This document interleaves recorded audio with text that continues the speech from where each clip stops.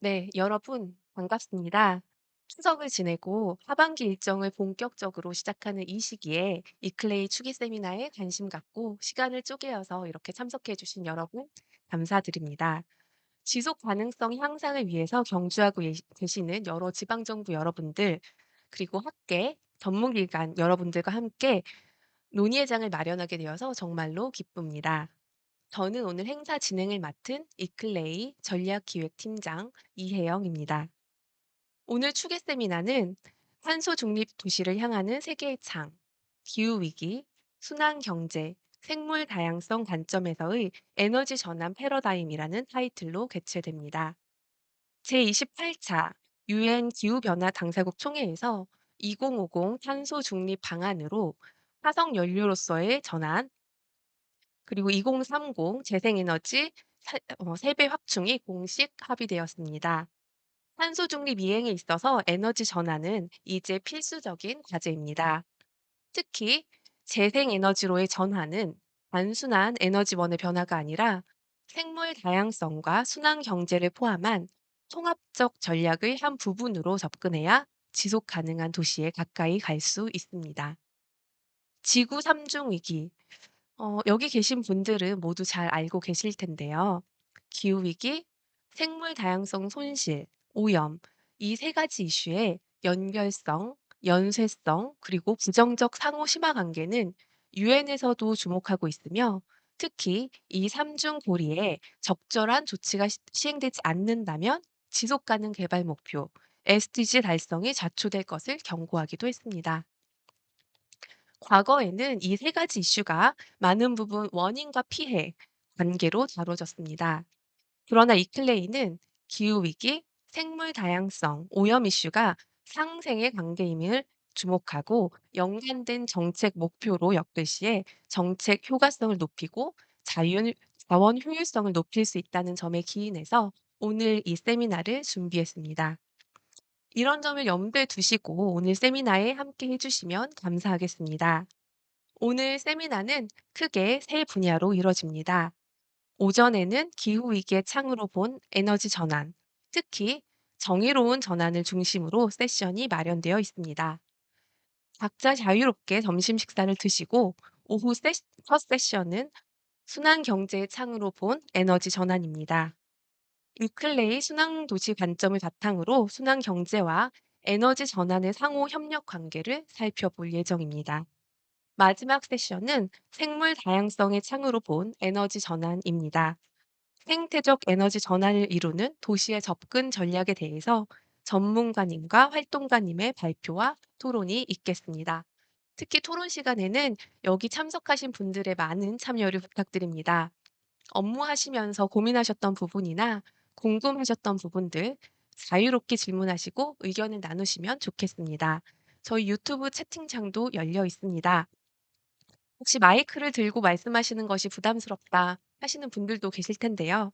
그렇다면 중간에 쉬는 시간을 활용해서 저희 담당관들이나 발표자분들과 자유롭게 소통하셔도 좋겠습니다. 명함 교환도 자유롭게 하시고 네트워킹을 발판으로 오늘 세미나를 적극적으로 활용하셔도 좋겠습니다. 혹시 오늘 부득이하게 오지 못하신 분들이 계시다면 이 세미나 유튜브로 중계되고 있으니까요. 네, 많이 공유해 주셔서 많은 분들이 함께 하실 수 있도록 도와주시면 감사하겠습니다. 앞서서 말씀드렸지만 오늘 행사는 인쇄물과 폐기물 최소화를 지향하면서 기획되었습니다. 발표 자료는 다음에 나오는 QR로 접속하시면 다운받으실 수 있습니다. 다과는 뒤편에 귤과 그리고 간단한 다과, 다회용 컵이 마련되어 있습니다. 귤은 자유롭게 드시고 껍질은 뒤편에 있는 박스에 잘 버려주시면 감사하겠습니다.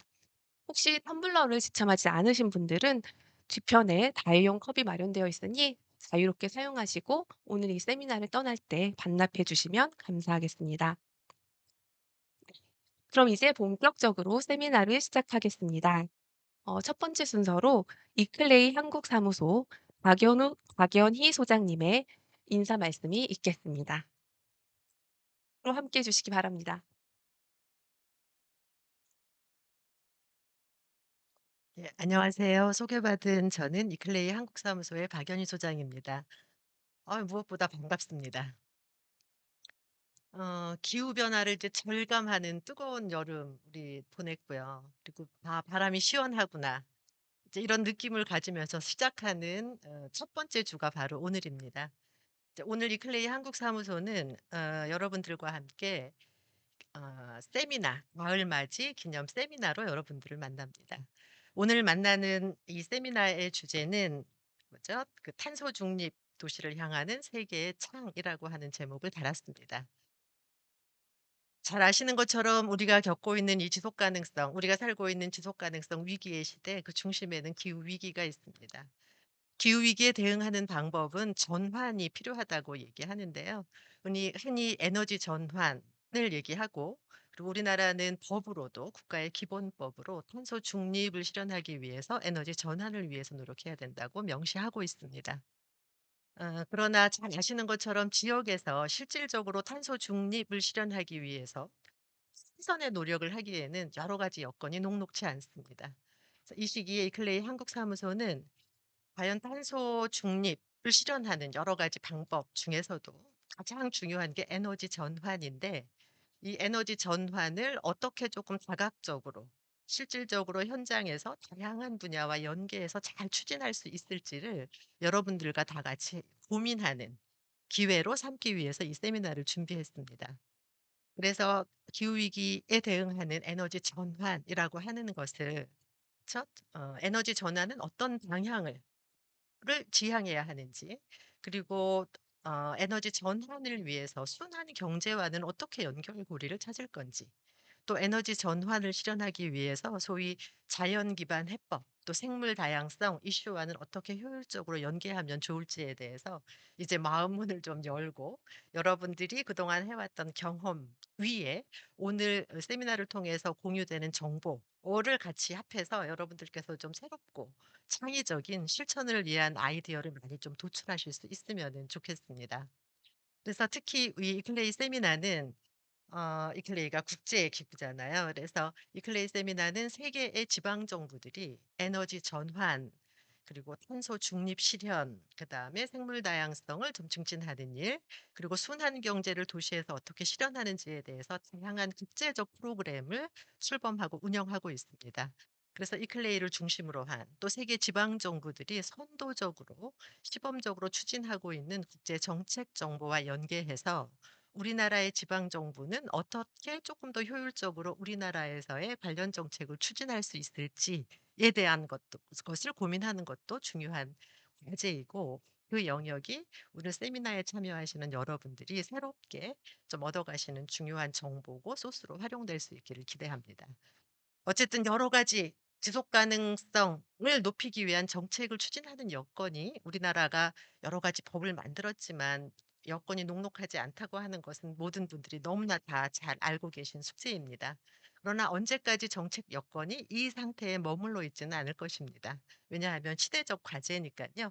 그래서 우리가 지금은 다소 숨을 고른다 하더라도 보다 혁신적으로, 보다 효율적으로 정책을 추진할 준비를 잘 맞춰가는 일은 지금 우리가 함께 추진해야 될 중요한 과제라고 생각합니다. 이 클레이 세미나를 통해서 국제 협력이 어떻게 우리가 하려고 하는 이 정책의 중요한 도구로 활용될 수 있는지에 대해서도 여러분들께서 새롭게 좀 생각하시는 기회가 될 수 있으면 좋겠습니다. 어, 오늘 이 자리에는 저희가 참가 신청을 받았더니 이 클레이의 회원으로 참여하는 지방 정부 중에서는 한 20곳 정도가 신청을 하셨고요. 여러의 기관들은 총 39곳, 30곳, 30곳 정도의 기관에서 참여를 해 주셨어요. 그리고 그밖에 개인적인 연구자나 활동가들도 함께 이 세미나에 참여를 신청해 주셨습니다. 그리고 오프라인으로 참가 신청해 주신 분들보다는 온라인으로 참가해 주신 숫자가 더 많은데요. 뭐 어쨌든 이 영상이 지속적으로 남을 거여서 오늘의 발표 내용, 논의 내용의 토대 위에 여러분들께서 언제라도 새롭게 떠오른 아이디어, 그다음에 함께 공유하고 싶은 정보가 있다고 하면 온, 오프, 양 채널을 통해서 여러분들께서 적극적으로 공유해 주시고, 오늘의 세미나가 앞으로 우리가 지역에서의 지속 가능 발전 정책을 강화하는 데 중요한 토대가 될 수 있도록 여러분들께서 적극적인 참여, 또 여러분들의 지혜도 더해 주시기를 바라겠습니다. 아무쪼록 오늘의 회의는 조금 새로움이 많고, 그리고 조금 더 재미있게 우리가 아이디어를 나눌 수 있는 시간이 되면 좋겠습니다. 여러분, 이런 세미나를 통해서 만나 뵐 수 있어서 반갑다는 인사 다시 한번 드리고요. 오늘 하루 종일 가까이에서 의견도 나누시기를 기대합니다. 고맙습니다.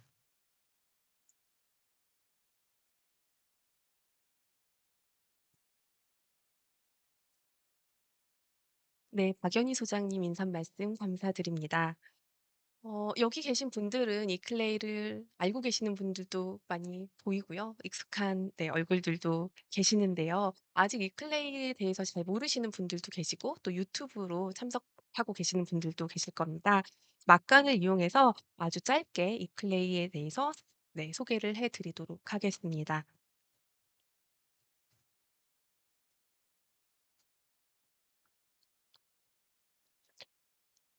네. 이클레이 지역의 실천이 세상을 바꿉니다. 이클레이는 1990년 지속 가능 발전의 지방 정부 역할 강화를 위해서 유엔 요청에 따라서 설립되었습니다. 전 세계 보시는 것 같이 2,500개 지방 정부가 참여 중인 지속 가능 발전 분야의 최대 글로벌 지방 정부 네트워크입니다. 한국은 1995년 한국지방자치단체 국제화재단이 이클레이 회원 가입을 하면서 시작되었고, 제주특별자치도, 수원시, 당진시가 이클레이 한국사무소를 유치했습니다.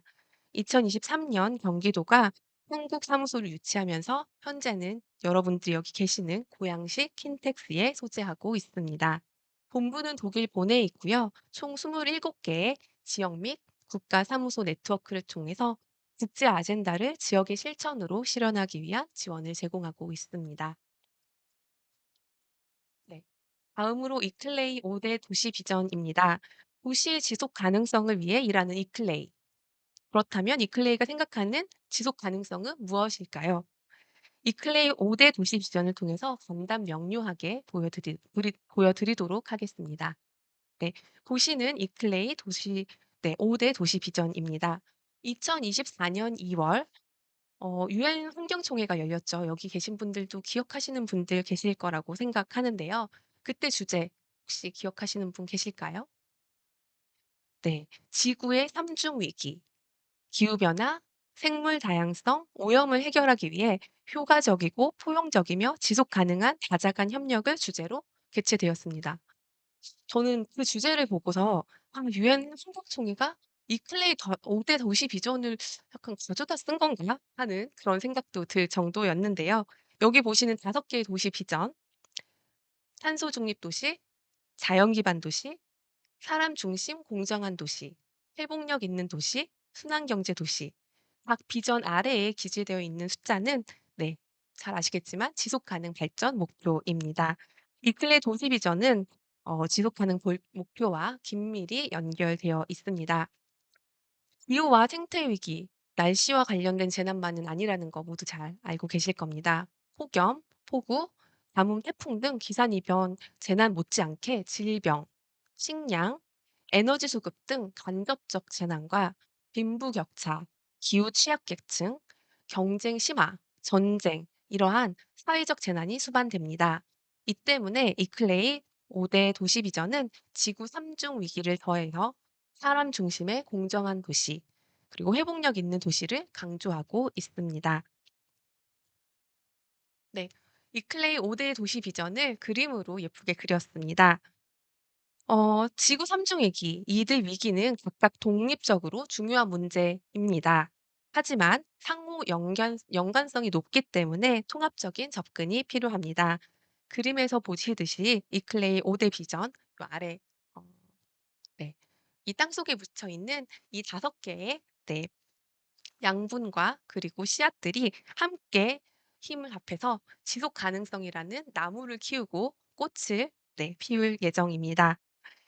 어, 뭐 폐기물 에너지와는 폐기물 문제와 에너지 전환, 탄소 배출을 함께 해결할 수 있죠. 해상 풍력과 태양광 발전은 적절히 기획되고 시행된다면 생물 다양성을 해치지 않는 것은 물론이고 이를 넘어서 자연을 되살리면서 에너지 전환을 이끌어낼 수 있습니다. 그런데 "통합적 접근을 해야 된다." 이상적으로 다들 아시고 이렇게 하고 싶다고 말씀들 하십니다. 하지만 그것을 현실적으로 정책 활동에 녹여내는 것은 쉽지 않은 일일 수도 있습니다. 여기 계시는 많은 공직자분들께서도 이에 대해서 고민이 많다는 것을 저희 이클레이도 잘 알고 있습니다. 그래서 오늘 이 추계 세미나가 기획된 것입니다. 어디서부터 시작해야 될지 잘 모르겠다 생각하실 수도 있는데요. 이클레이는 어디서 시작하든 지속 가능성의 꽃을 나무를 키워내기 위해서는 통합적인 접근을 해야 하고 그리고 할 수 있다. 이런 점을 말씀드리고 오늘 세미나를 통해서 사례를 또 보여드리고 싶었습니다. 오늘 그 세미나의 시작점은 에너지 전환입니다. 그럼 이클레이가 무슨 일을 하느냐? 조금 궁금하신 분들도 계실 거고요. 오늘 이 세미나를 통해서 '앞으로 이클레이와 더욱 협력하고 싶다.' 이런 마음이 드실 분들을 위해서 다음 슬라이드를 준비했습니다. 2024 년도 이클레이는 이러한 활동들을 하고 있습니다. 여러분들의 이해를 위해서 제가 이렇게 기후 에너지, 순환 경제, 생물 다양성 분야로 이렇게 나눠서 설명을 드리기는 하지만요. 이플레이 한국 사무소는 각 사업을 연계해서 추진하고 있습니다. 일례로 올 3 월에 개최된 세계 기후 도시 포럼에서는 에너지 전환과 기후 위기 대응을 위한 자연 기반 해법에 대해서 다루었습니다. 조금 더 큰 그림으로 말씀드리자면 순환 경제는 자원의 채취를 줄이고 제품 생산과 그리고 폐기물 처리에서 나오는 오염물질을 줄이는 것이므로 생물 다양성과 기후 변화와 아주 밀접하게 관련이 되어 있습니다. 기후 에너지 분야의 대표 사업은 지콤, 네, 한국 사무국 운영, 그리고 아리백 네트워크 등이 있고요. 관련된 내용은 오늘 발표를 통해서 조금 더 말씀드리도록 하겠습니다. 순환 경제 부분, 네. 두 번째 컬럼입니다. 순환경제 분야에서는 한국환경산업기술원 협력 사업으로 올해 4년째 지방정부 녹색구매 협력 지원 사업을 추진 중입니다. 이 사업을 통해서 연을 같이 하신 분들도 오늘 이 자리에 많이 계신 걸로 알고 있습니다. 그리고 생물 다양성 분야에서는요. 이클레이 지방정부 도시 생물 다양성 정책을 지원하는 자연 기반 도시 플랫폼을 중심으로 지방 정부의 생물 다양성 정책 고도화와 주류화를 지원하고 있습니다. 그리고 이외에 유엔 기후 총회라든지 국제 플라스틱 협약 그리고 유엔 생물 다양성 총회 등에서도 이클레이는 활발하게 활약을 하고 있습니다.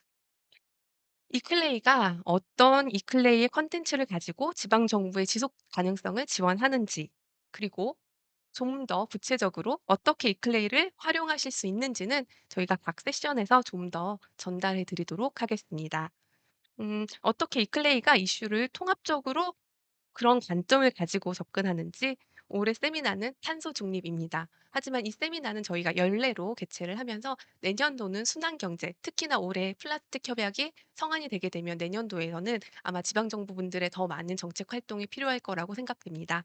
내년도는 순환 경제와 플라스틱 오염, 종결, 그리고 그 다음 해에는 생물 다양성, 네, 요런 분야로 저희가 기획하고 있습니다. 오늘 이 참석하시고 나서 저희에게 주시는 피드백은 내년도, 내후년도 사업과 그리고 세미나에 적극 반영할 예정입니다. 많은 관심과 그리고 적극적인 피드백 주시면 감사하겠습니다.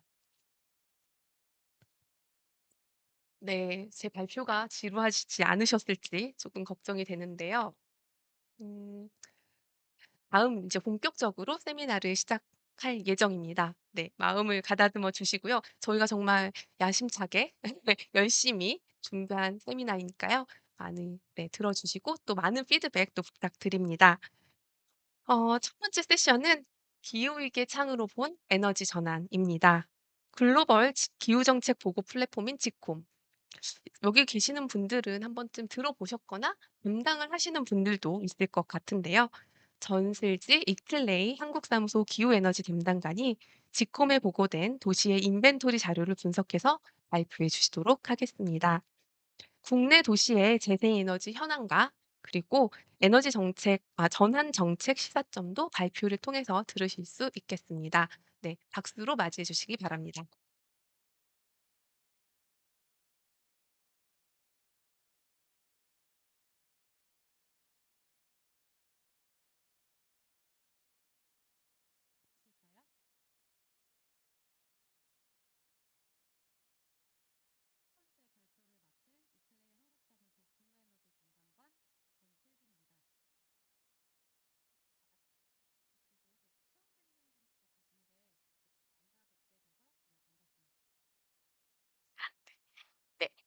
그러면 저는 오늘 글로벌 기후 정책 보고 플랫폼에 보고된 국내 도시별 온실가스 감축 및 에너지 정책에 대해서 발표를 해 보고자 합니다.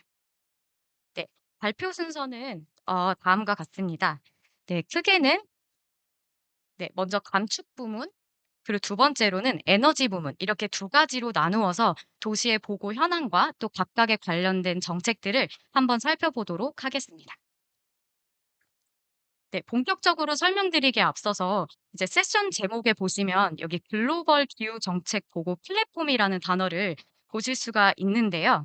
네. 아까 이제 혜영 팀장님이 말씀해 주셨던 것처럼 이클레이 한국 사무소는 글로벌 커버넌트 오브 메이어 폴 클라이밋 앤 에너지 네 라고 하는, 이제 줄여서 저희가 GCOM이라고 부르거든요. 그래서 이 글로벌 이니셔티브의 한국 사무국을 겸임하고 있습니다.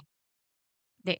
이 직통의 주요 활동이 바로 기후 정책 보고 플랫폼의 기후 행동을 보고하는 것인데요. 오늘 제 발표에서 언급되는 이 보고 플랫폼은 이 직홈에서 사용하는 이제 플랫폼이고, 이 플랫폼을 통해서 보고한 직홈 도시들의 그 정책이나 그 자료들을 제가 활용해서 이야기를 할 예정입니다. 그렇기 때문에 이게 국내 지방 정부 전체를 대표한다고 하기에는 다소 좀 한계점이 있다는 거를 미리 양지는 해 주시면 되겠습니다. 네. 직공 보고의 구성은요. 여기 이제 보시는 것처럼 3대 과제, 기후 변화의 완화, 그리고 적응, 그리고 에너지 부문, 이렇게 세 가지로 네 구성이 되어 있습니다. 그래서 직홈에 이제 가입되어 있는 도시들이 여기에 이제 보고 활동을 하면서 이 기후 정책이 얼마나 실효성 있게 이행이 되는지 또 모니터링도 할 수 있고, 이게 글로벌 플랫폼이라고 말씀을 드렸잖아요. 그래서 보고에 대한 평가 결과를 국내외로 이제 그 이행 성과를 인증받을 수가 있습니다.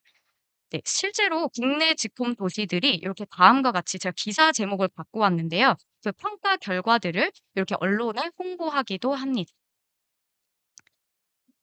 네. 그러면 이제 직홈에 대해서 간단하게 제가 살펴봤고, 이 직홈에 보고한 국내 도시들의 온실가스 감축 목표부터 한번 살펴보도록 하겠습니다. 네. 도시들이 보고한 그 온실가스 감축 목표를 제가 이렇게 표를 만들어 봤는데요. 먼저 맨 왼쪽에 보시면 노란색 박스에 이제 국가 탄소 중립 기본 계획의 이제 감축 목표를 제가 이제 기재를 해 두었습니다. 그래서 2030 년에 2018년 대비 40% 감축, 2050 년에는 이제 탄소 중립을 목표로 하고 있고, 이제 보시는 거와 같이 지방 정부에 따라서 목표 비율들이 상이한 것을 보실 수가 있습니다. 그래서 쪼끔 단축에 대한 의지를 가지고 좀 야심찬 목표를 설정한 지방 정부도 있고요. 여기 이제 광주를 보시면 보통은 다 2050년 탄소 중립 목표를 설정을 했는데, 타 지방 정부보다 5년 정도 앞당겨서 2045 년에 네 탄소 중립을 설정한 게 인상적입니다. 네. 그럼 이제 목표를 살펴봤고, 이제 저희가 대출 인벤토리를 이제 보고하도록 돼 있는데, 이 인벤토리에 보고된 자료들로 한번 또 네 도시의 현황들을 살펴볼 텐데요. 먼저 그 온실가스 보고 그 인벤토리 항목을 아셔야 될 것 같아요. 그래서 각 도시에게 이 공통 보고 양식을 통해서 이 지역 온실가스 배출량을 보고하도록 이제 직공이 요구를 하고 있는데요. 여기 해당 보고 양식은 이제 작년 기준이고요.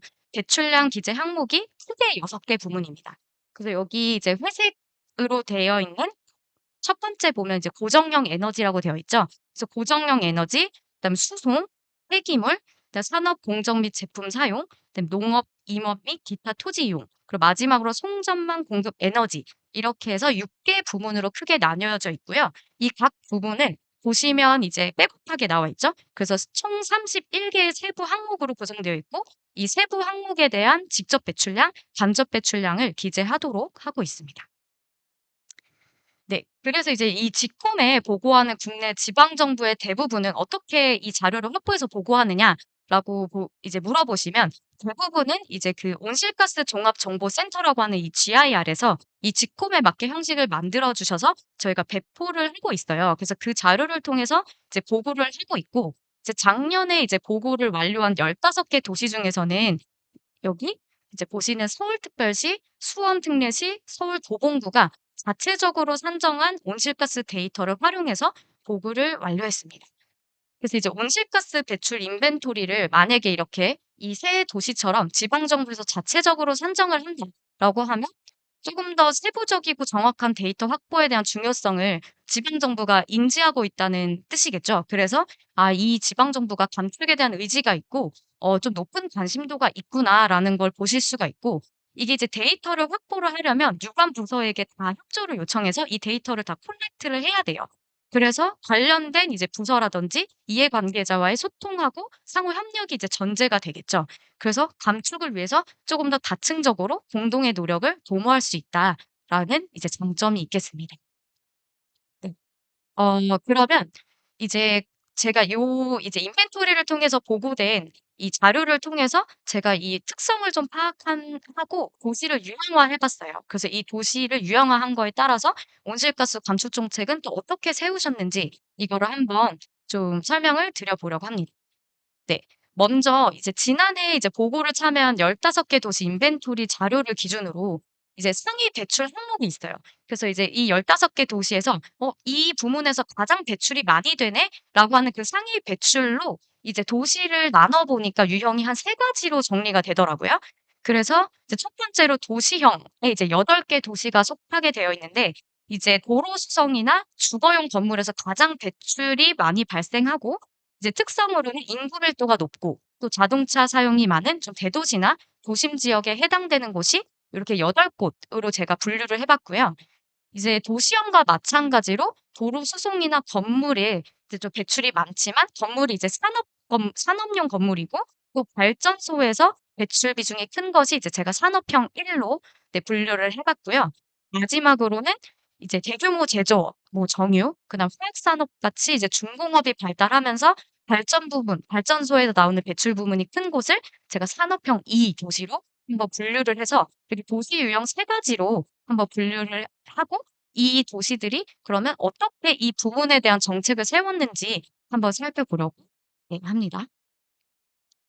네. 그래서 이제 여기 도시에서 오신 분들도 계셔 가지고 네 지금 관심 있게 또 보실 것 같은데, 먼저 이제 첫 번째로 제가 유형화한 이 도시형 도시들의 한번 정책을 볼 건데요. 여기 제가 왼쪽에 보면은 공통으로 주로 이 도시형 도시들은 공통적으로 이 정책을 갖고 있어요라고 정리를 한 게 이제 왼쪽에 있어요. 그래서 이제 수송 부문에서는 이제 전기차나 수소차와 같이 친환경 교통수단으로 우린 전환을 하겠다. 근데 이 전환을 하려면 당연히 충전 인프라가 또 확대돼야 되겠죠. 그래서 그 정책도 따라오고 있고, 또 "대중교통 이용을 좀 증대하겠다."라고 하는 이제 이 정책들이 거의 공통된 이제 정책이었어요. 네. 그리고 이제 뭐 세부 정책은 한번 보시면 되고, 이제 주거용 건물에서는 이제 이게 사실 주거용 건물뿐만 아니라 모든 건물에 대해서 거의 이렇게 이제 정책을 세우셨는데, 구축 건물은 이제 우리가 효율성을 개선하는 그린 리모델링 실현하겠다. 그리고 신축 건물에 대해서는 제로 에너지화 추진하겠다라는 이제 정책이 주를 이루는 걸 볼 수 있었습니다. 네. 산업형 1 도시 같은 경우는 이게 사실상 이 도로 수송이랑 건물이라는 게 이제 동일해서 이 정책들이 사실상 거의 같다고 보면 되더라고요. 그래서 그래도 산업형의 어떤 산업 도시를 좀 살려서 정책을 수립했으면 좀 더 좋지 않았을까라는 약간의 아쉬움이 있었는데, 이제 창원시 같은 경우에는 제가 이제 하늘색으로 좀 표시했는데 잘 안 보이죠? 네. 그 산단 지역 내에 이제 좀 지능형 교통 시스템을 좀 확대를 해서 이제 '저탄소 교통 시스템을 좀 구축을 해 보겠다.'라는 이제 정책이 있었고, 또 산업용 건물 및 시설에 대해서는 우리가 이산화탄소 포집 기술을 좀 이 산업용 건물 여기 시설에 도입해 볼 수 있도록 그걸 좀 지원을 해 주겠다라는 이제 지역의 그 정책을 보고를 하셨더라고요. 그래서 이런 산단 지역의 특성을 좀 살린 정책들도 보고가 되었습니다.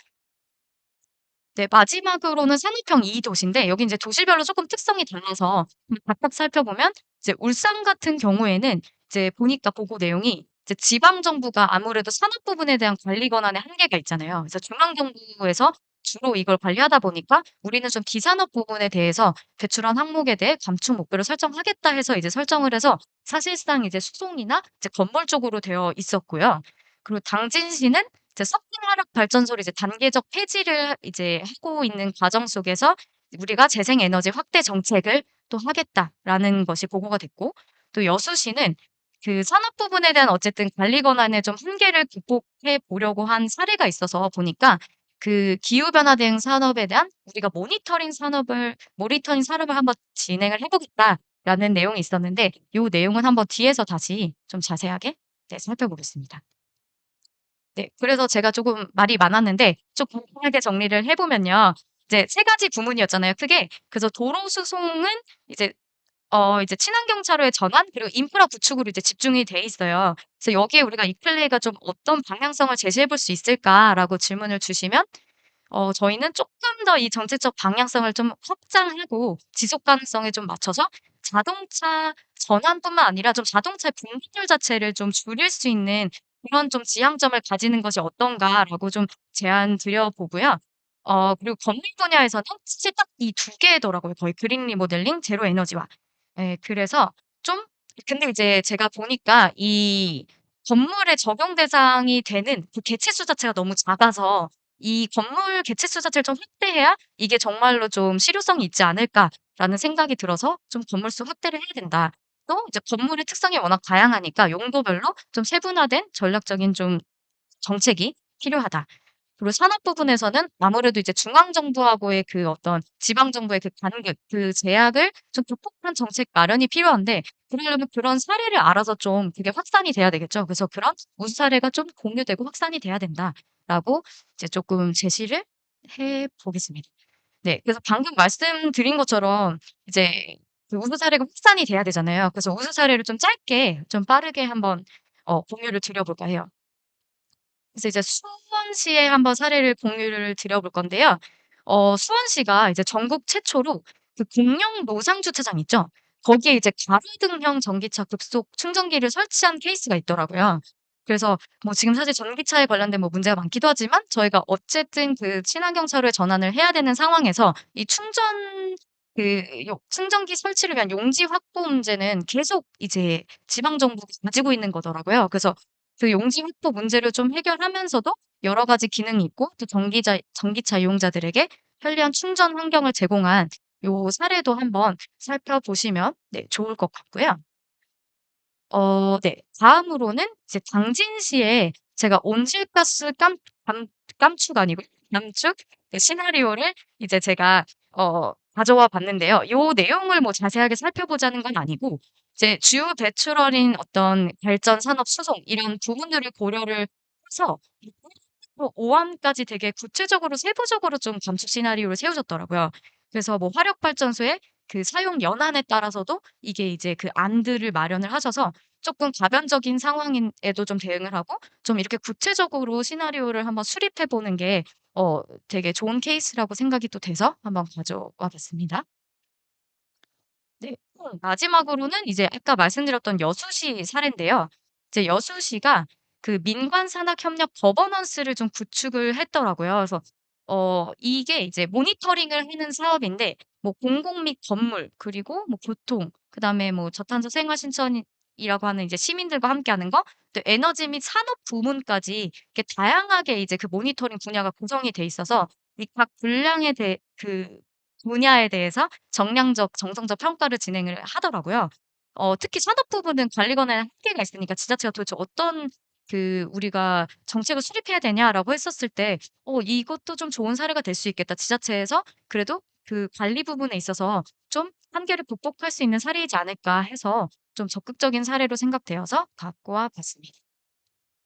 네. 그래서 이 산업 분야 모니터링을 이렇게 4 가지 부문으로 나눠서 진행하고 계시더라고요. 그래서 요 내용은 어차피 자료를 배포 드릴 테니까 한번 참고해 주시면 네, 될 것 같습니다.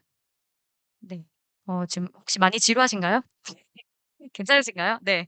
어 그러면은 다음으로는 제가 이제 에너지 전환 정책을 한번 살펴보려고 하는데요. 이제 모두 여기 계신 분은 아시겠지만 탄소 중립에 좀 필수적이라고 하는 게 이제 에너지 전환이잖아요. 그래서 그 부문을 한번 보고 내용을 통해서 제가 살펴보도록 하겠습니다. 그래서 이제 직홈에 이제 보고가 된 내용인데요. 그 직홈 항목 중에 각 도시의 이제 전기 소비에 사용된 에너지 원단 발전 비율에 대해서 좀 기재를 하도록 하고 있어요. 그래서 각 에너지원은 여기 이제 하단에 이제 보실 수가 있는데 제가 일단은 좀 그 편의상 그 크게 화석 연료, 그다음에 원자력, 신재생 에너지, 그리고 기타 재생 불가능한 에너지 이렇게 크게 좀 묶어 가지고 요거를 도표화를 해 봤어요. 근데 이제 보시면 제가 15 개가 보고를 했는데 5 개만 도표가 있잖아요. 이게 이제 무응답하신 경우도 있었고 이제 기재되어 있는 그 에너지원별 퍼센테이지를 기재하게끔 돼 있는데 이게 합산을 하면 100% 기준 오차 범위가 너무 큰 경우도 있더라고요. 그래서 그런 경우 이제 제외했을 때 딱 5 개만 만들 수가 있었는데 이게 위에는 광역이고 밑에는 기초인데 보시면 광역은 색깔이 좀 여러 개고 기초는 2 개잖아요. 그래서 제가 보니까 이제 기초지방정부에서는 "우리 신재생 에너지 세부 항목에 대한 데이터 수집이 불가하다." 이렇게 적어 주신 경우가 많았어요. 그래서 "우리는 뭐 태양광만 적겠습니다. 우리는 뭐만 적겠습니다." 이런 경우가 상당히 많아서 사실상 이게 좀 어 이제 유의미한 자료다라고 보기에는 좀 사실 어렵기는 해요. 그래서 제가 보여드리고 싶 말씀드리고 싶었던 거는 광역하고 기초지방정부에 데이터 격차가 있다. 이걸 한번 말씀을 드리고 싶었고 또 핵심적으로는 이제 광역이든 기초지방정부든 지금 하늘색이 되게 적잖아요. 그래서 화석연료에 대한 의존도가 아직도 상당하고 이 탄소 중립에 필요한 에너지 전환이 사실상 도입 단계다라는 거를 네 보실 수가 있겠습니다. 다음으로 이제 보고 항목에 도시별 재생에너지 소비 비율을 기재하게끔 또 돼 있어요. 그래서 이제 15개 도시 중에 제가 해당 데이터를 보고한 곳만 이렇게 이제 만들어 봤는데 여기 보시면 창원이 0 으로 돼 있는데 수치가 0은 아니고요. 이게 0.00005 뭐 이렇게 돼 있어요. 근데 이제 소수점 자리 때문에 요렇게 됐는데 평균을 내보면 5% 미만이고요. 이제 2023년 이후에서의 그 기준 소비 비중이 22% 거든요. 그럼 그거랑 이제 비교를 하면 우리나라는 5% 정도면은 정말 낮은 수치인 거를 아실 수가 있겠죠. 네. 네. 다음으로는 이제 목표를 세웠어요, 지방 정부가. "우리 신재생 에너지 이만큼 발전량 목표를 가지고 있습니다."라고 보고를 한 거를 제가 또 유형별로 이렇게 정리를 해서 도표화를 한번 해 봤는데 이제 국가 기준은 이제 사실 올해 이제 제11차 전기본에 나와 있는 그 목표를 제가 기재를 했는데 "2030년 21.6% 발전하겠다."라고 한 게 이제 제11차 전기본의 목표고요. 이제 지방 정부 보시면은 거의 20%로 이제 유사하게 가고 있고 이제 기초 지방 정부인데도 불구하고 도봉구가 40.7% 라는 목표를 좀 세웠더라고요. 그래서 이게 좀 인상적이었고 2050년 같은 경우는 이제 당진시랑 여수지 여기 밑에 오른쪽 하단에 100% 90% 설정을 했고요. 이제 대구 같은 경우가 사실 11.7% 라고 기재를 해 주셔서 제가 살짝 연락을 드려 봤어요. 대구시에 조금 수치가 낮은 것 같다."라고 이제 여쭤봤는데 이제 이 작년에 이걸 설정할 당시에 이제 신재생 에너지 관련된 인프라가 좀 부족하고 수치 자체가 좀 보수적으로 설정된 경향이 있다. 그래서 이제 "추후에는 좀 신재생 에너지 확대를 할 거고 좀 목표를 상향할 거다."라고 이제 말씀을 해 주셔서 네 관심 있게 좀 지켜보도록 하겠고요. 네. 대구시 화이팅! 네. 다들 화이팅입니다. 네. 그래서 이제 에너지 전환에 대해서 그러면 이제 정책들을 보고를 하셨거든요. 그래서 어떤 정책들을 보고를 했냐 봤을 때 먼저 제가 이제 공통적인 정책들을 정리를 해 봤어요. 공통적으로 3 개가 이제 그 통상적인 그 정책이더라고요. 그래서 첫 번째로 "신재생 에너지를 우리가 확대하겠다." 이제 당연한 정책이겠죠. 어 그래서 이제 주요 제일 많이 나온 이제 신재생 에너지는 아시는 것처럼 태양광이고요. 이제 뭐 3단 지역은 좀 수소에 대해서도 얘기를 하셨고 이제 해안 도시 이제 뭐 부산이라든지 울산 같은 곳은 이제 해상 풍력도 이제 언급을 해 주셨습니다. 그리고 두 번째 그리고 이제 뭐 에너지 저장 시스템 ESS를 좀 우리는 개발해서 좀 재생에너지 확대를 안정적으로 좀 이끌어 가겠다라고 보고한 경우도 있었고요. 그리고 두 번째로 이제 에너지 효율 개선과 공통적으로 가지고 계신 이제 정책인데 사실 내용들은 세부 내용들은 다 너무 잘 아실 것 같아서 한번 보시면 되겠고요. 이제 그다음으로가 제일 많았던 게 또 시민 참여형 에너지 사업인데요. 이제 에너지 부분 같은 경우는 사실 그 시민 수용성 부분도 큰 이슈이기 때문에 이제 시민 참여형 에너지인데 특히 시민에게 이익을 공유하는 어떤 햇빛 발전소라든지 에너지 전환 마을을 조성해서 우리가 좀 이런 사업들을 통해 에너지 확대를 하겠다라는 게 이제 거의 주요 내용이었습니다. 그럼 저희가 보고된 내용에서 '아 이거는 한번 살펴보면 같이 살펴보면 좋겠다.'라고 하는 걸 제가 우측에다가 한번 정리를 해 봤는데요. 첫 번째로는 에너지 정책 추진의 기반을 마련 이제 하고자 에너지 전환의 이제 토대를 이제 마련 이제 다진 사례인데요. 첫 번째가 이제 고양 특례시에서 이제 기초지방정부에서 사실 신재생 에너지에 대한 어떤 계획을 수립할 의무는 없잖아요.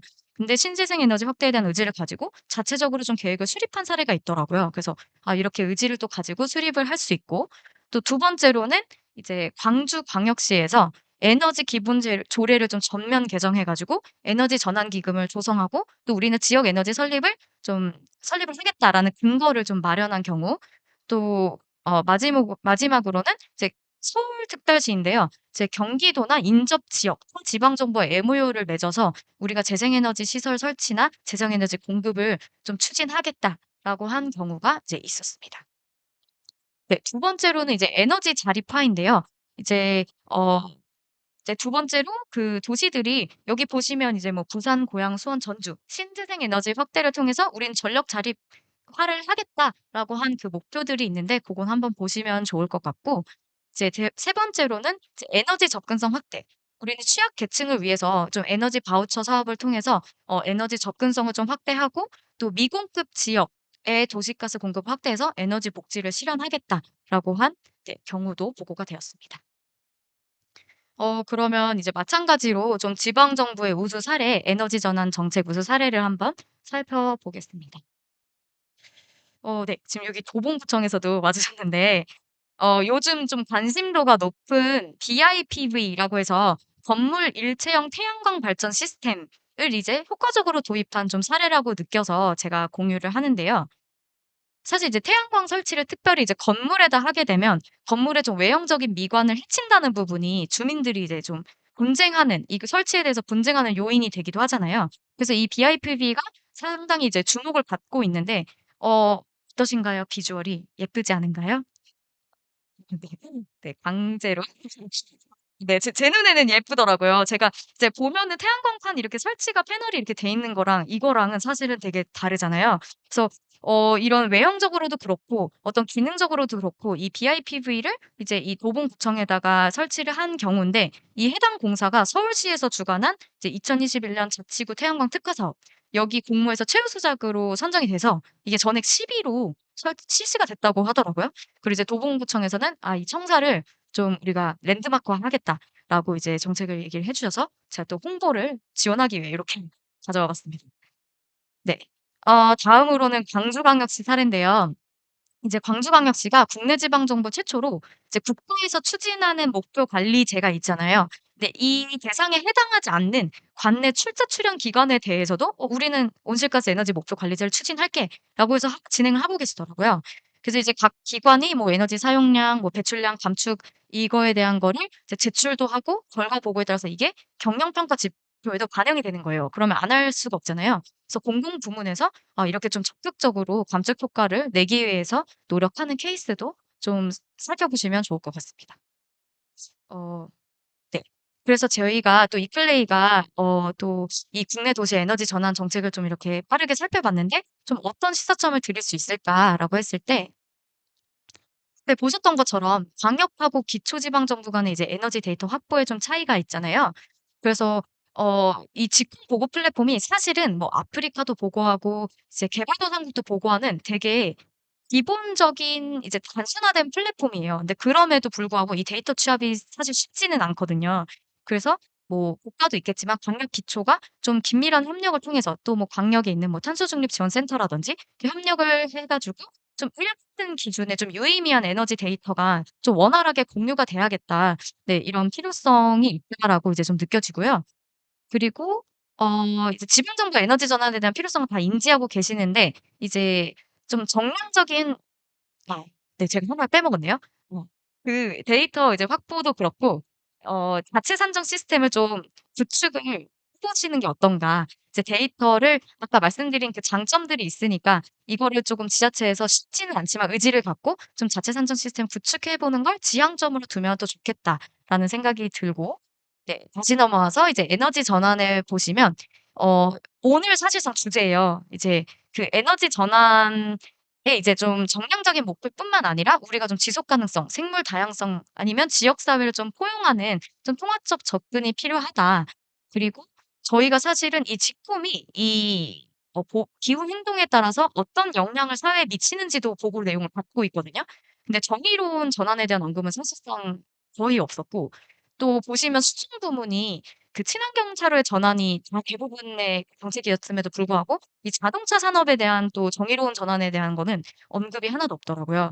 그래서 이 정의로운 전환에 대한 어떤 그런 인지도도 제고가 돼야 되겠고 또 산업별, 업종별로 좀 수립해야 되지 않나 선제적으로. 네 고런 부분을 좀 말씀드릴 수 있겠고 저희가 이제 국제 기구잖아요. 그래서 빠질 수 없는 국제 협력을 통해서 좀 지방 정부의 에너지 부문 정책 역량을 강화해야 된다. 아무래도 이제 에너지 전환이 다른 국가들이 조금 더 뭐 퍼센테이지나 여러 가지로 도입이 선제적으로 된 경우에 그런 경우들을 또 저희를 통해서 공유를 받으시고 그거를 좀 모델화해서 확산하는 게 필요하다.입니다. 네. 그래서 방금까지 이제 설명드렸던 G콤이 있고 제가 이제 저희가 이클레이에서 지금 약간 PPL 홍보 중인데요. 네. 저희가 이제 그 G콤하고 또 연계해서 이제 에너지 전환이 되게 중요하잖아요. 그래서 올해는 이 에너지 전환 관련돼서 저 아리백 네트워크라 도시 네트워크라는 이 네트워크를 좀 저희가 가입지방 정보를 모집을 하고 있어요. 그래서 내년에는 본격적으로 이 에너지 전환을 좀 포커스해서 이제 저희가 네트워크 관련된 역량 강화나 여러 가지 이제 사업들을 진행할 텐데 좀 지방 정부에서 관심 있게 보셨으면 해 가지고 홍보차 가지고 왔고요. 가입비는 따로 없습니다. 무료입니다. 그래서 좀 더 보도자치한 내용을 보고 싶으시면 여기 QR 코드로 한번 살펴보시면 되고요. 네. 아리백을 이제 전환을 위해서 같이 저희가 좀 지원을 하도록 하겠습니다. 네. 여기까지 네 저의 발표를 마치도록 하겠습니다. 네 감사합니다.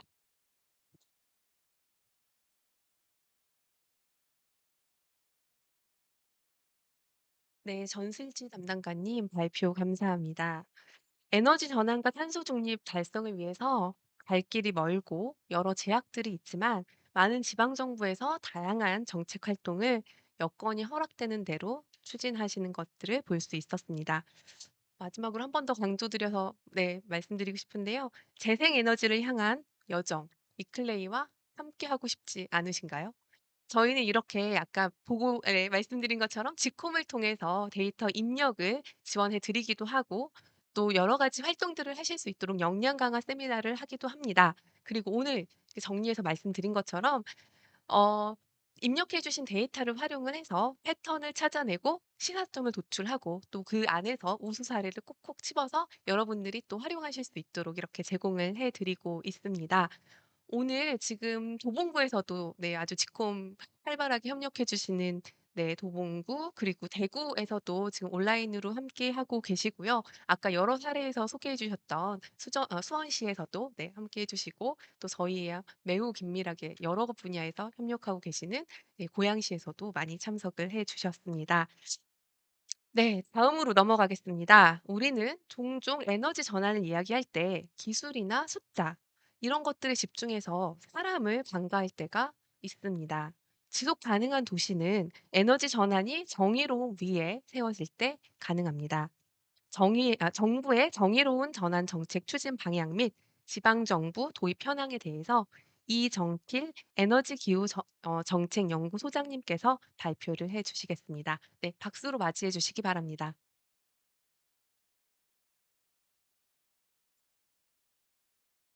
예, 반갑습니다. 소개받은 이정필입니다.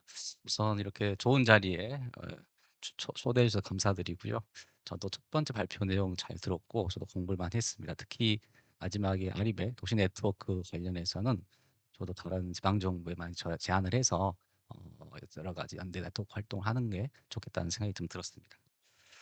전 20분 정도 이런 제목입니다. 제목은 거창하지만 어, 에너지 전환과 연결돼서 정의로운 전환이라는 개념, 이 키워드 중심으로 몇 가지 동향과 정책 그리고 같이 나눌 토론거리들을 좀 뽑고 몇 가지 시사점을 같이 얘기하고자 합니다.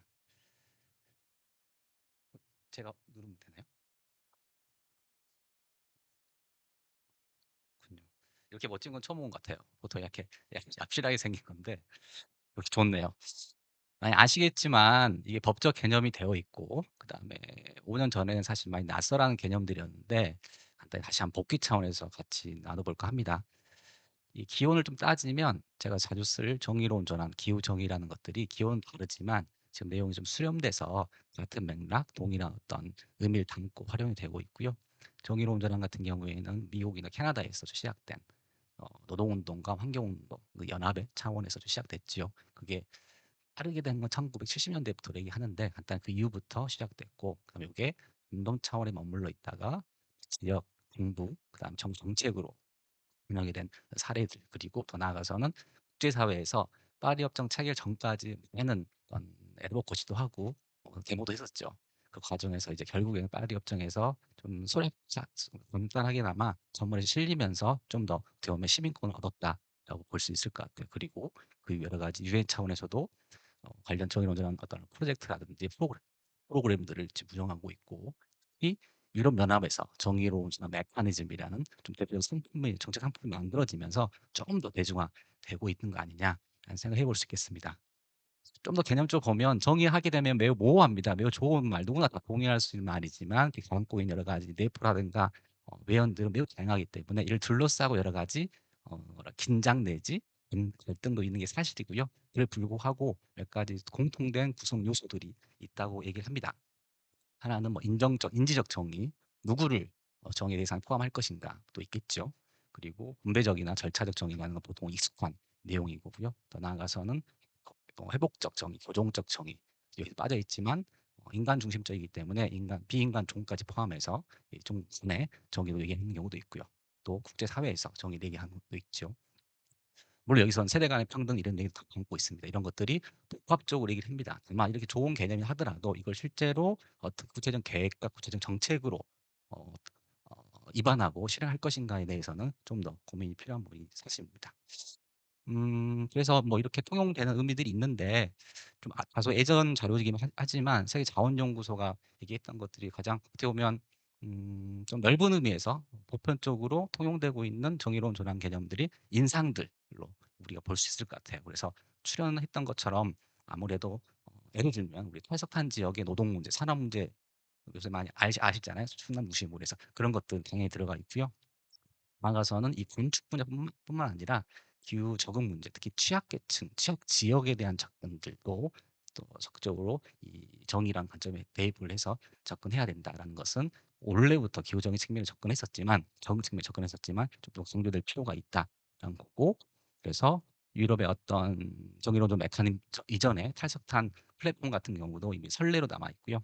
스페인 같은 경우에선 노사 간에 그리고 지방 정부 다양한 이해관계자 사이에서 협약을 좀 맺는 문화들이 있습니다. 이게 법적 개념이기도 하고 법에 권장되고 있습니다. 그래서 해당 지역에서 기업과 지방 정부, 그다음 이해 당사자들과 함께 협약을 맺고 관련된 프로그램을 진행하는 것들이 좀 익숙한 관행처럼 되어 있고요.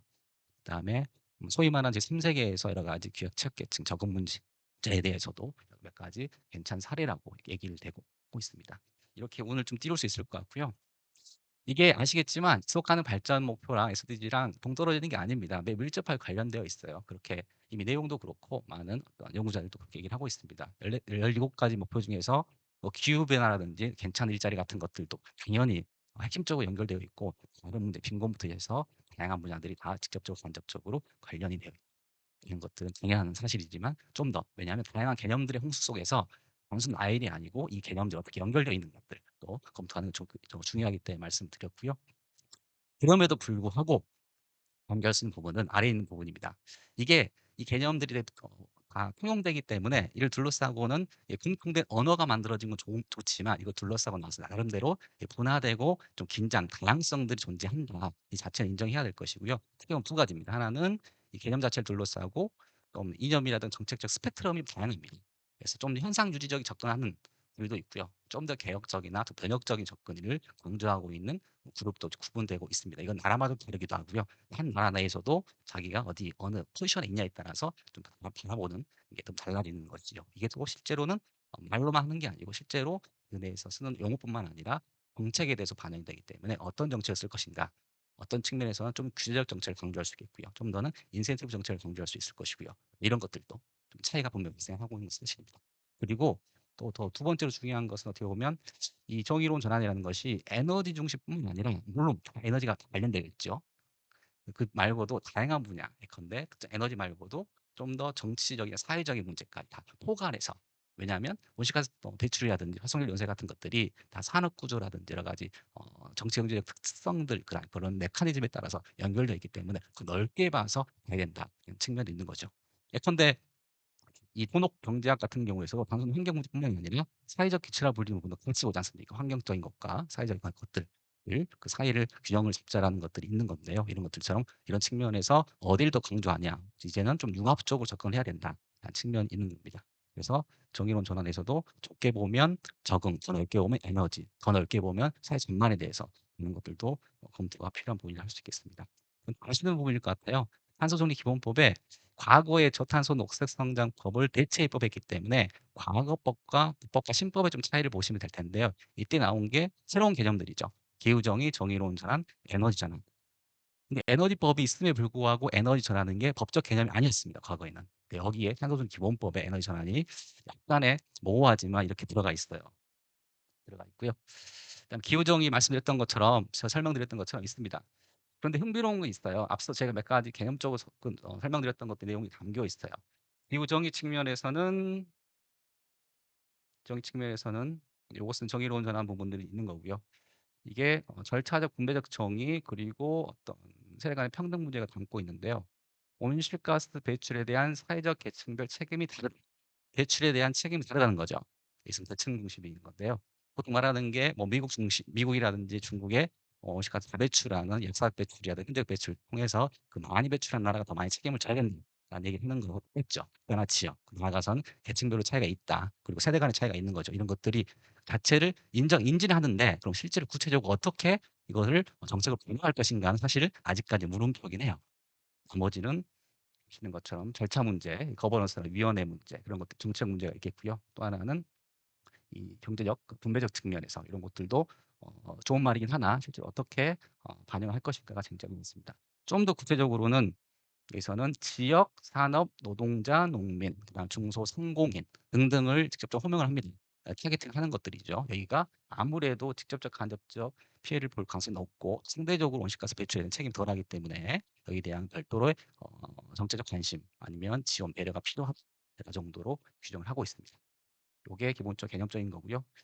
아시는 것처럼 감축과 적응 정책이 두 가지 축으로 이루어지고 있죠. 그래서 여기서 보면 녹색 성장을 제하게 되면 정의로운 전환이 별도의 파트에 있긴 하나 별도로 접근하는 건 맞지만 뒤 설명드릴 것처럼 감축과 적응이라는 보통 말하는 행정 정책적 이 영역 내에서 이 정의로운 전환이라는 관점이라든가 방향이 다 수용돼야 된다는 것도 강조를 할 필요 있겠습니다.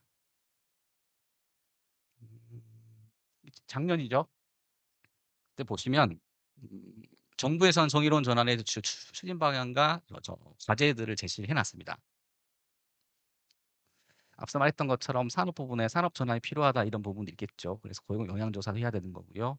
거버넌스 문제를 언급하고 몇 가지 기존에 있는 정책들을 좀 바꿔서 기업 전환들이라든가 지원들, 그다음에 협동조합, 그다음 특히 설명드린 것처럼 이번에는 소상공인 정의로운 전환 지원 정책을 앞서 이 개념에 나와 있는 것처럼 좀 폭이 넓혔어요. 보통 우리가 말하면 뒤에 보실 온실가스 배출하는 업종 7개 정도 업종 정도만 보통 보는데 그렇지 않고 큰 업종 아니더라도 그 지역 사회에 맞는 산업 구조에 맞는 이게 크든 작든 간에 다양한 업종들이 있습니다. 그게 온실가스 감축 전환 과정에서 이래저래하는 부작용 내지 좀 예방책이 필요하기 때문에 거기에 대해서 특별하게 관심을 가질 필요가 있겠다. 다만 이것은 지역적 맥락에 따라서 어느 지역에서는 이게 강조가 되겠지만 어느 지역에서는 좀 상대적으로 좀 간과가 되는 부분도 있겠습니다. 그리고 일자리 문제, 그다음 이런 것들 그리고 산업 얘기만 경제 파트긴 하지만 농업 농촌에 대해서 별도의 또 관심이 필요하다. 어차피 기후 위기라는 게 식량 위기로 오는 것이고 가장 막기 어려운 것이고 또 하나 국내에서는 고령화라든지 뭐 지방 소멸 등등해서 농촌 지역, 농업 지역의 에너지 전환 과정, 그다음 탄소 중립 과정에서 가장 취약성이 높습니다. 대응 영향이 있고요. 그렇기 때문에 별도의 관심이 필요하다. 아마 여기 오늘 계신 분들은 다 대부분 기권에서 오신 거 맞죠? 광역이 어쨌든 간에. 그래서 좀 다르긴 하겠지만 이것도 매우 중요합니다. 그리고 기후 적응에서도 별도로 좀 취약성 관련된 것도 내용이 있고요. 이 내용들은 다음 장에 별도로 그 기본 계획 말고 기후 적응 세부 대책을 만들지요. 마련합니다. 그리고 5년 단위로 마련해서 집행하고 있는데 중간에 문제가 생겨서 다음 단계로 예. 그래서 강화 대책을 좀 갱신이라는 정책을 만들었습니다. 여기서는 다 볼 필요 없고 제가 별도로 도출을 했습니다. 몇 가지 뭐냐면 이 국가 공식적인 문서, 법정 계획, 문서상에서 기후 취약 계층을 어떻게 호명을 하고 있는가, 누구를 나열하고 누구 병렬하고 있는가를 한번 봤어요. 그래서 저희 정책 과제에 있고 관련된 것들이고요. 그중에서 폭염이나 한파에 대한 취약 분야, 취약계층, 에너지 빈곤 소외계층이 있고요. 기본적으로 기초수급, 그다음에 주거 취약 등이 다 포함됩니다. 어떻게 보면 생물학적 사회 약자라거나 아니면 사회복지체 전달체계에서 지르고 있는 분야, 과학이 별도로 해서 들어가는 것들이죠. 이게 주거라든지 다른 것들이 들어가 있는 겁니다. 그래서 경제적 요소까지 포함되어 있는 것들이 지금 최근에 강조되는 것은 야외 노동자들의 문제들, 또 지금 이 한여름에 생겼잖아요. 이런 것들도 강조가 되고 있는 것 같아요. 그래서 분명히 저는 빠져 있는 게 있을 것 같아요. 이 빠져 있는 것을 좀 어떻게 찾을 것인가. 혹자는 이게 너무 인간 중심적이기 때문에 비인간은 어디 있는 거냐라고 얘기를 할 수 있고요. 또 하나는 지역마다 이 같이 공통적으로 적용할 수 있는 취약계층 타겟을 하더라도 그 지역마다 분명히 다르게 분포할 거니까 그 지역에 맞는 조사를 해서 대응을 해야 된다라는 말씀을 좀 드릴 수 있겠습니다.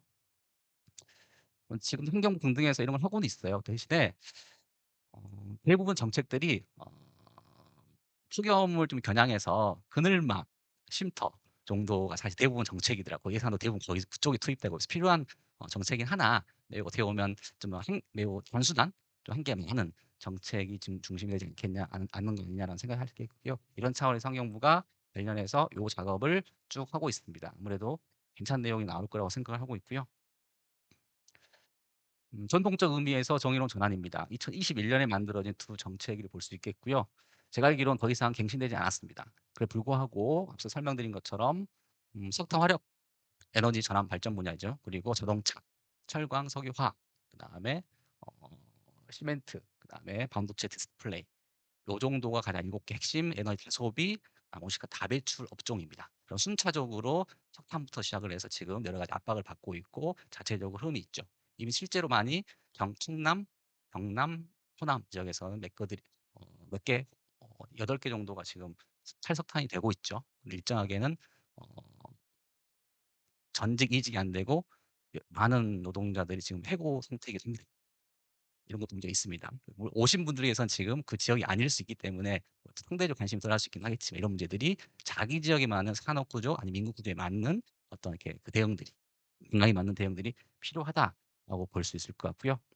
여기 거기에 따라서 당장 급한 탈석탄 관련해서도 정부에서는 몇 가지 LNG로 전환한다거나 재생에너지로 전환한다거나 있습니다. 이것도 말처럼 순차적으로 하거나 아니면 연착륙 하기가 쉽지 않은 부분이기 때문에 좀 적극적인, 또 선제적인 정의로운 전환 대책이 필요하다라고 보통 평가를 하고 있습니다. 지방정부 이거는 17개 시도만 뽑은 거예요. 이건 실제로 올해 4월 달에 다 완료가 됐기 때문에 이 중에서 상대 평가를 해보면 제가 볼 때는 개인적으로 경기도가 저 텍스트 상으로는 가장 낮다고 볼 수 있을 것 같아요.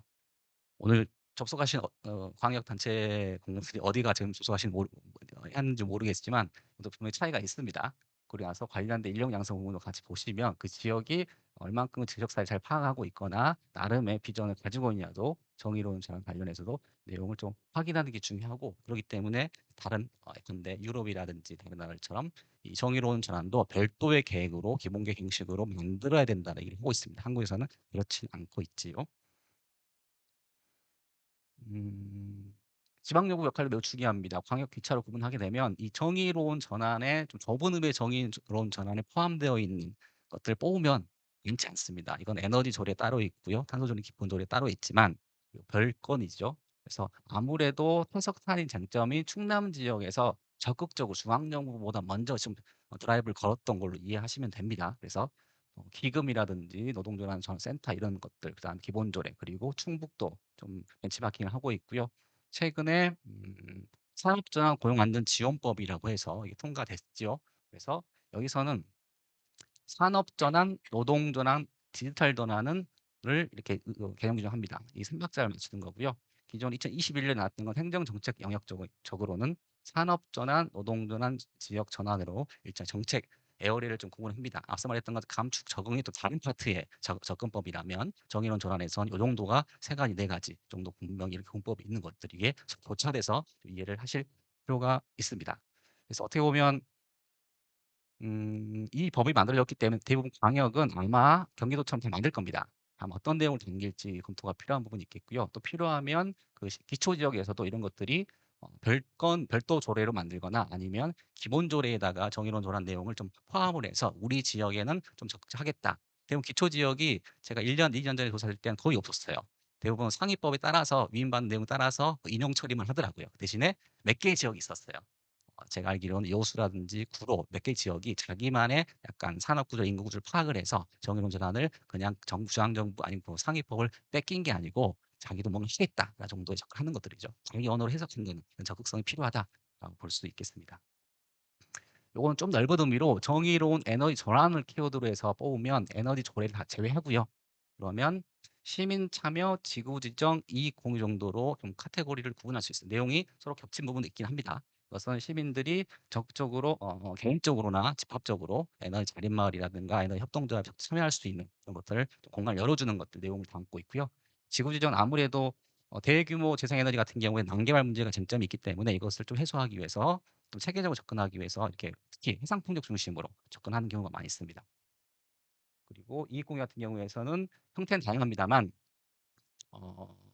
개별적으로 배당 형식으로 하는 경우도 있겠고요. 또 하나는 지방 정부가 다 걷어서 기금화해서 이것을 재투자하거나 에너지 복지 사업에 쓰는 경우도 있어요. 그래서 이것들이 제주에서 출발해서 신안이라든가 이런 몇 가지 모델들이 지금 관심을 많이 받고 있는 거고요. 다만 이것들이 에너지 전환, 정의로운 전환에서도 좀 풀어야 할 과제 중에 하나가 지방 정부 하게 되면 그 자체 자치 분권의 문제가 좀 있어요. 상당 부분은 관리 권한 문제가 계속 반복돼서 공급되고 있긴 한데 사실상은 지역에서 탈레연차 판매 중지 등록 중지를 하지 못합니다. 법적 근거는 없습니다.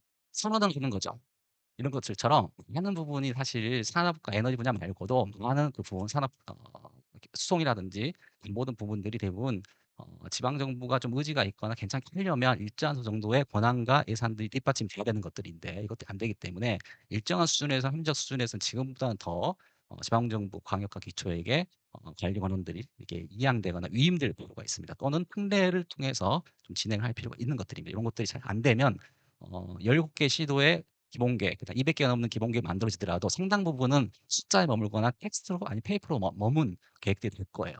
이것들이 좀 한계 있기 때문에 이런 것들도 정부라든지 국회를 통해서 막 조금은 개혁을 좀 해야 된다라는 점을 강조를 드리고요. 이런 차원에서 제주 같은 경우에 이 특별법을 통해서 풍력 자원에 대해서는 발전사 허가권을 모든 걸 가지고 있습니다. 그리고 관련해 지구주정이라든가 에너공사를 만들었던 선례들이 있던 거고 이것들이 왜 육지를 못 오는 거냐? 이 특별법이 없기 때문에 권한이 없기 때문에 안 되는 겁니다. 최근에 전북은 다른 특별도에 달리 모든 재생에너지 공급적 관리라는 규정이 들어가 있어요. 다만 발전사 허가권을 주지 않았어요. 환자부가. 그게 좀 문제가 되지만 아무래도 그래도 조금 해볼 수 있는 것도 있지 않겠냐라는 것들이죠. 이런 것들이 흐름들이 긍정적으로 좀 뒷받침이 돼야지 좀 가능한 부분들이 있겠다라는 점 다시 강조드리고요. 아무래도 탈석탄이 가장 큰 쟁점이기 때문에 충남 얘기를 좀 풀어갈 거예요. 절반이 석탄의 발전소가 절반이 여기 있기 때문에 매우 중요하죠. 그런데 좀 역사를 또 거슬러 가면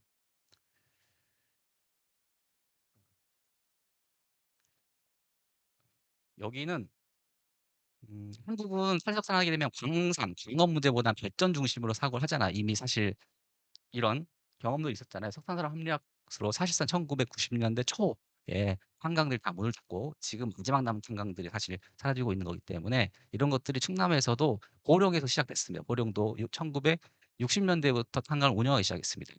그리고 70, 80년대부터 석탄 발전소 운영하기 시작을 했어요. 20년도 전에 먼저 충남의 에너지원은 석탄이었습니다. 광산.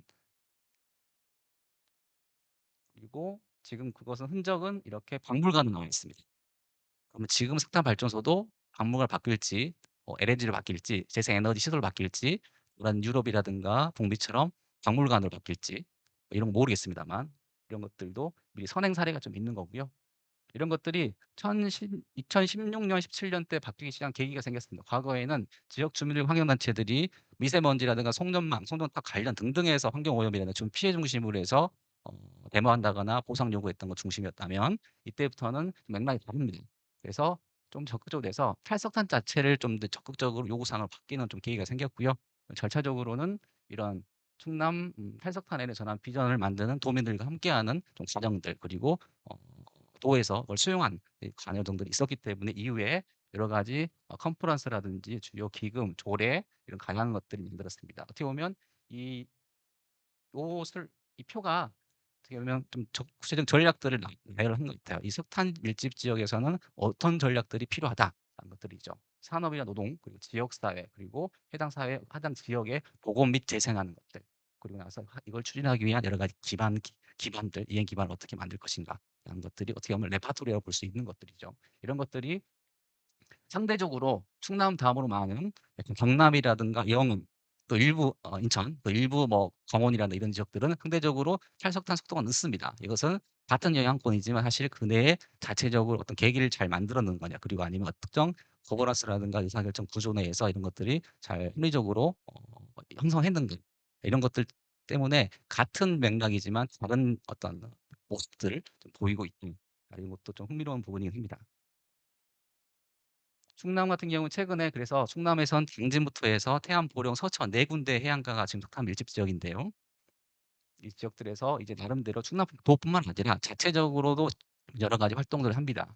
그래서 태안 같은 경우 최근에 이렇게 많은 이해 당사자들이 할 수 있겠죠. 지역 주민들이 많은 요구 사항들 만들고 형성해서 요구를 하고 있는 모습들도 있고요. 보령시 같은 경우에서는 석탄 지역 같은 경우가 해안가이기 때문에 대규모 해상 풍력들이 기획되거나 추진되고 있는 지역들과 좀 일치합니다. 특히 그런 지역 태안도 마찬가지고 보령도 마찬가지고요. 그런데 많은 또 한계가 탈석탄대로 추진되고 있고 대규모 풍력이라든가 대규모 재생에너지, 해상 풍력 같은 경우는 또 별도로 추진되고 있어요. 그런데 그때 그러면 우리가 앞서 봤던 것처럼 산업 전환과 노동 전환, 지역 전환을 이걸 에너지원의 전환 과정에서 좀 엮어낼 수 있어야 되는 의도적으로, 의식적으로. 근데 그렇지 않는 과정들이 있는 거예요. 이런 것도 필요하다고 해서 고령시 에너센터에서 같이 하고 있는 것 중에 하나가 시민연구단을 구성을 해서 같이 방문도 하고 세미나를 하고 있습니다. 그래서 이런 것들이 좀 해상 풍력과 탈석탄을 두 개를 매개한 정의로운 전환 방향과 방안을 찾아보자 라는 측면을 하고 있는 것들이죠. 이런 것들은 중요한 사안인데 오늘 오신 분들 그다음에 아마 접속하신 분들은 탈석탄 지역이 아닌 지역이 꽤 있을 것 같아서 관심이 없을 수 있습니다. 그래서 요거는 좀 스킵하기로 하고요. 요것을 오히려 이클레 좀 해 줬으면 좋겠어요. 사실 이런 것들이 전국적인 많은 지역에서 일치되는 어떤 현황 상황이고 필요한 요구 사항들이 있기 때문에 이런 것들 좀 미국처럼 하나의 좀 공통된 어떤 일치된 산업문 형식으로 원칙과 방향을 담아서 합의할 수 있는 내용들을 토론을 해서 결정해서 이런 것들 우리 같이 지켜 나가자. 지역 사회나 지방 정부, 중앙 정부, 공기업, 민간 기업들이 같이 지켜나갈 수 있는 것들 이게 합의를 볼 수 있는 이 과정들도 매우 중요하지 않겠냐. 하는 것도 차원이 생각이 들어요. 이게 핵심적인 것은 정의로운 전환 키워드 가지고 이게 구축되어 있는 내용으로 볼 수 있겠습니다. 경기도에서 오신 분 많은 것 같더라고요. 그쵸? 경기도는 그 탈석탄 그 지역은 아닙니다만 나름대로 자기들의 고탄소 업종들이 있다고 판단합니다. 그래서 이게 10가지 업종을 좀 도출한 거고요. 그래서 그저 30개 시군을 쭉 이렇게 데이터 모집해서 조사 결과 도출하는 게 매핑인데요. 지역마다 다릅니다. 뭐 수원 다르고요. 용인도 다르고 다릅니다만 북부랑 남부 다르고요. 그 지역마다 다만 이 검은 부분들이 아무래도 위험도가 높은 지역이긴 합니다. 이런 것들을 지역에 맞는 걸 조사를 해야 될 것 같고요. 이것 물론 방청 입학 들어오는 시기가 다르긴 합니다만 일정한 준비가 필요하다라고 볼 수 있는 것들이 그러면 다른 지역도 광역 차원, 기 차원 이런 것도 필요합니다. 이런 거 없이 앞서 말했던 것처럼 개념만을 설명해서는 말 그대로 이게 괴리가 생기는 것들이죠. 그래서 이런 걸 통해서 10가지 과제를 제안한 건 물론 이것들은 일부는 지금 계획서에 들어가 있고 일부는 아직까지 논의되고 있는 것들이지만 나름대로 일리 있거나 안 그러면 합리적인 제안들인 거고 이것들이 차근차근 좀 추진될 필요가 있을 것 같습니다. 그것도 다른 지역에서도 좀 참고할 필요가 있을 것 같고요. 우리가 보통 취약성 하게 되면 적응 관련해서만 취약성을 얘기를 하는데 실제로 적응 과정의 취약성도 중요합니다. 그렇기 때문에 지금은 이런 연구들이라든가 조사들이 많이 있지요. 그렇게 되면 광해뿐만 아니라 200개가 넘는 기초들도 앞서 이클레 첫 번째 발표에서 나왔지만 이런 그래서 나름대로 유형화할 수 있습니다. 좀 더 구체적인 유형화를 가능하고요. 그 지역마다 특성들이 나옵니다. 그래서 이곳은 단순한 온실가스 배출 인벤토리뿐만 아니라 그걸 둘러싸고 있는 뭐 산업이라든가 그다음에 경제, 그다음에 폐기물까지 해서 각종 섹터별로 나와 있는 내용들까지 그리고 GRDP 등 인구 전망까지 다 포함돼서 내용이기 때문에 이런 것들도 매우 중요할 것 같고요.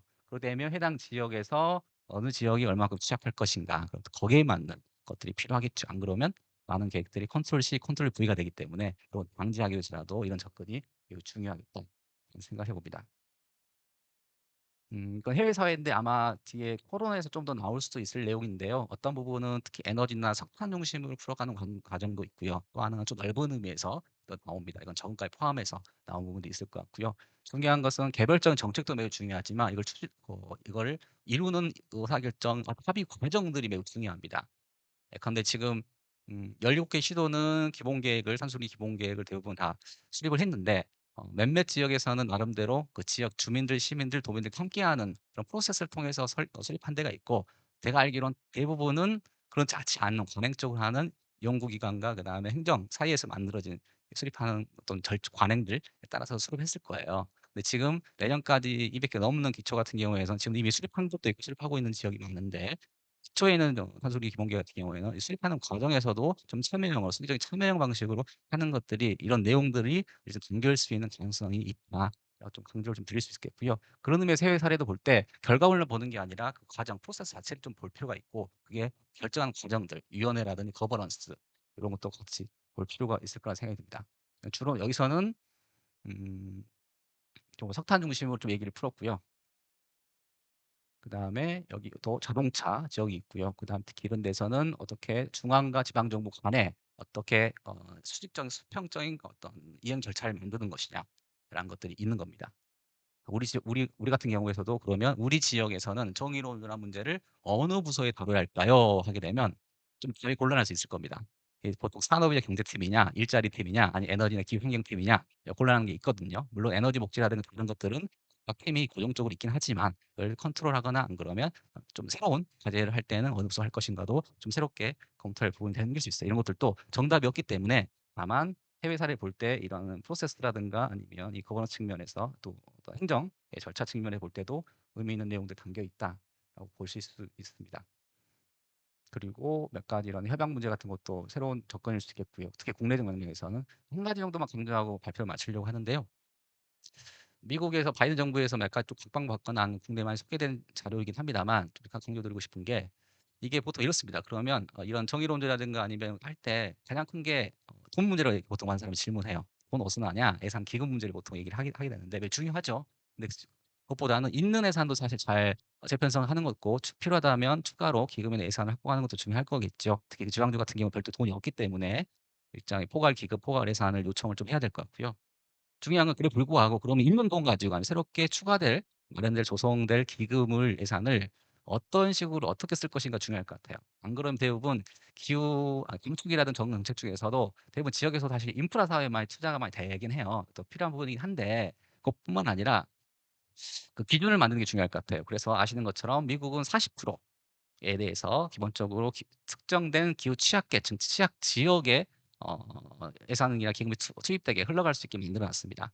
사실상 의무 사항 같은 거예요. 이런 것들이 꼭 이 숫자에 매몰될 필요는 없지만 이런 것들이 있어야지 가능하다. 이 정도의 의지가 필요하다고 봐요, 저는. 안 그러면 좀 힘들다고 봐요. 이건 법적 개념인 거고요.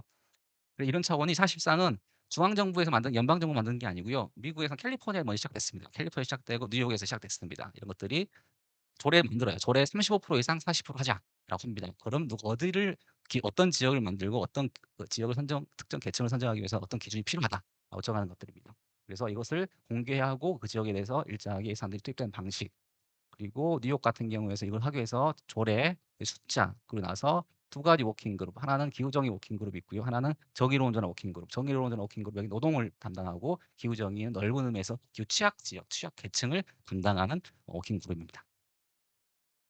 그래서 미국은 연방 정부가 하는 것들, 뉴욕주가 하고 있는 기준이 좀 다릅니다만 몇 가지 카테고리 나눠서 이렇게 나눕니다. 우리가 좀 맥락이 다릅니다만 이렇게 해서 취약계층을 취약 지역을 선별하고 지원 대상을 만드는 것들이죠. 이것들 할 때도 여러 가지 워크숍을 하는 거고요.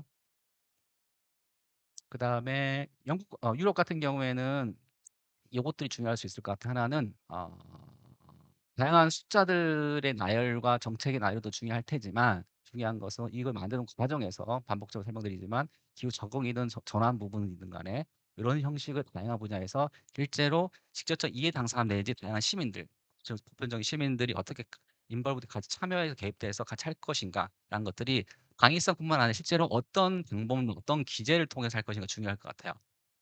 그리고 여기 오신 분들 중에서 어떤 지역은 시민 참여 잘하는 지역도 있고요. 어떤 지역은 필요하다고 말하지만 보면 사실상 큰 성과가 없는 적도 있긴 해요. 이런 것들은 기후 쪽이라든가 전환 쪽에서 이런 것들을 좀 참고하셔서 다양한 방식으로 다양한 어떤 시계열적 접근을 하면서 하는 것들을 열어 놓으면 일정하게 지금보다 좀 더 바람직한 방식으로 이 정의로운 전환을 좀 이해하고 그다음에 적용할 수 있는 이 상황을 만들 수 있지 않을까라는 점 강조드리면서 발표는 마치겠습니다.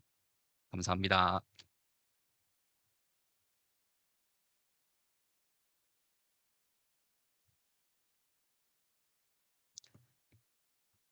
네, 소장님 알찬 네, 발표 정말 감사드립니다. 저희 오늘 세미나는 형식이나 시간 이런 것들보다는 내용을 더 많이 전달해 드리고 정말 컨텐츠를 기반을 해서 여러분들의 역량을 강화하고 또 여기서 열띤 토론을 네, 갖기 위해서 기획되었습니다. 그래서 제가 발표를 빨리 끝내 주십사 부탁드리지 않았어요. 더 많은 내용을 정말 알차게 전달드리고 싶었습니다. 이 부분 참고해 주시면 좋을 것 같고요. 정의로운 전환의 역사와 그리고 개념부터 시작해서 법제를 살펴보고 그리고 지방 정부의 자치 법규 현황 그리고 예시, 특히 충남 사례도 들어주시고 또 미국이나 유럽 사례도 정말 알차게 발표를 준비를 해 주셨습니다. 우리 지방 정부의 정의로운 전환, 성공적 도입과 확산 방안에 대해서 토론을 통해서 좀 더 말씀 나눠보도록 하겠습니다. 토론은 아까 발표해 주신 전슬지 이클레이 한국사무소 기후에너지 담당관께서 자장으로 진행해 주실 예정이고요. 방금 발표해 주신 에너지기후정책연구소 이정필 소장님과 한빛나라 기후사회연구소장님 그리고 박정현 로컬 에너지랩 전문위원님께서 함께 해 주시겠습니다. 네. 그럼 다들 배가 고프실 것 같기 때문에 바로 조금 질문을 패널 이렇게 순서대로 좀 드려볼까 하는데요. 먼저 이정필 소장님 발표 잘 들었고요. 그럼 이제 지방 정부가 정의로운 전환을 이제 정말 이뤄내야 되는데 그렇게 하기 위해서 중앙 정부와 지방 정부가 좀 어떻게 협력을 할 수 있을지 그 방안과 또 효과적인 어떤 협력 모델 구축을 위해서 좀 필요한 과정들, 필수적인 과정들이 좀 어떤 것들이 있을지 한번 말씀해 주실 수 있으실까요? 예, 매우 포괄적인 질문인데요. 그리고 또 제가 너무 말을 많이 해서 좀 짧게 몇 가지 좀 교과서적인 얘기는 사실 별 의미는 없을 것 같고 지금 맥락 그다음에 앞으로 미래지향적으로 해결할 과제들이 있을 것 같습니다. 하나는 앞서 말씀드렸던 것처럼 첫 번째는 중앙정부 하나잖아요. 지방정부가 17개 또 200개가 넘고 한데 이 관계를 좀 재설정할 필요가 있을 것 같아요. 그런데 감축 목표를 제대로 설정하고 그다음 적응 목표를 설정하는 것도 매우 중요하지만 이걸 실행하기 위해서는 여태까지 잘 된 것도 있었지만 횡단보 잘 안 되고 있었던 병목 지점이나 장애 요소들이 있었던 건 사실이지 않습니까? 여러 가지 있긴 하겠죠. 볼 때는 뭐 예산 재분배 문제도 있지만 기본적으로 권한의 문제들이 분명히 있는 것 같아요. 제가 볼 때는 이것들을 안 그러면 다 중앙정부로 하면 되거든요. 굳이 지방도 계획도 수립할 필요도 없고 시킨 대로 하면 되는 건데 그래서 실제로는 상당 부분 어떤 것들을 실제로 효과적으로 의미 있게 지방 정부가 관계가 기초가 좀 차이 있다 하더라도 권한을 자체적으로 수립해서 자율적으로 자발적으로 할 수 있는 것인지라는 것들은 사실 꽤 많이 검토 연구가 되어 있음에도 불구하고 크게 바뀐 건 별로 없어요. 한쪽에서는 지방자치법 관련해서만 지방자치 관련해서만 이렇게 얘기하는 거고 또 하나는 에너지 기후 쪽에서는 감축이나 적응만 다루고 있는데 이 두 가지를 좀 접합시킬 필요가 있다라는 생각 좀 들어요. 이런 것들이 제가 볼 때는 지금 맥락에서는 좀 매우 중요한 어떤 과제이지 않겠냐라는 생각이 들고 그걸 통해서 그러게 되면 이제 중앙과 지방의 거버넌스 문제, 협의의 문제, 그리고 위원회 문제들 또 지방과 지방 사이에서도 사실 광역과 기초와 기초 관계가 매우 중요합니다. 왜냐하면 이것들이 에너지는 다 네트워크 그리드이기 때문에 서로 영향을 주고받습니다. 그렇기 때문에 배출도 사실상은 다 흘러가지 않습니까? 그렇기 때문에 이런 것들은 행정구역에 고정된 게 아니고 그 고착성을 뛰어넘어서 좀 유연하게 생물 권역 아니면 경제 권역, 생활 권역을 넓혀서 접근하는 게 필요하거든요. 그러면 지방자치법에 보장되어 있는 여러 가지 지방정부, 지방자치단체 사이에서 할 수 있는 여러 가지 것을 창조적으로 같이 기획을 하는 것도 매우 중요하다. 특히 이제 바이오가스라든가 이런 것들이 번역으로 좀 접근을 해야 되는 것들이거든요. 그렇기 때문에 이런 것들을 하기 위해서라도 좀 새로운 접근들, 새로운 실험들도 중요하다라는 점을 좀 강조드리고 싶습니다. 네. 말씀 감사합니다. 그러면은 한 가지만 질문을 더 드리도록 할 텐데요. 아까 전에 해외 도시의 어떤 그 정의로운 전환에 대해서 좀 짧게 설명을 해 주셨는데 해외 도시의 어떤 사례들을 좀 우리나라에 적용해 본다고 했을 때 좀 가장 우선순위를 가지고 우리가 좀 이렇게 택해 볼 수 있는 그런 것들이 어떤 것이 있는지 좀 주안점이랑 그 우선순위에 대해서 한번 설명을 해 주시면 네 좋을 것 같습니다. 또 포괄적이긴 하지만 네. 예, 그 첫 번째는 뭐 반복되지만 그 지역사회에 가지고 있는 지역성들, 맥락들, 상황들이 있지 않습니까? 그래서 뭐 규모라든지 그다음에 산업 구조, GRDP 규정, 그다음 인구, 전망들 또 있을 테니까 또 생태적 환경도 다를 거니까 여기에 맞는 답을 찾는 게 가장 중요한 것 같긴 해요. 사실 지금 가장 큰 고민이 저도 이렇게 같이 하고는 있지만 지금 온실가스 감축 목표 자체를 이 40%는 해야겠는데 이걸 어떻게 하냐. 벌써 작품 문제거든요. 사실 압니다. 다 우리가 알고 있는 겁니다. 실제 그리고 이대로 가면 지켜지지 않을 겁니다. 상당 부분은. 이런 것들도 매우 중요한데 그러면 오히려 좀 더 어떻게 보면 우리가 스스로 좀 더 이걸 하기 위한 것들은 이 숫자를 달성하기 위해서는 어 방법이 없는 건 아니에요 사실. 근데 지금 같은 정책 수단으로 지금 같은 정책 관행으로 안 되는 것뿐인 거지 않습니까?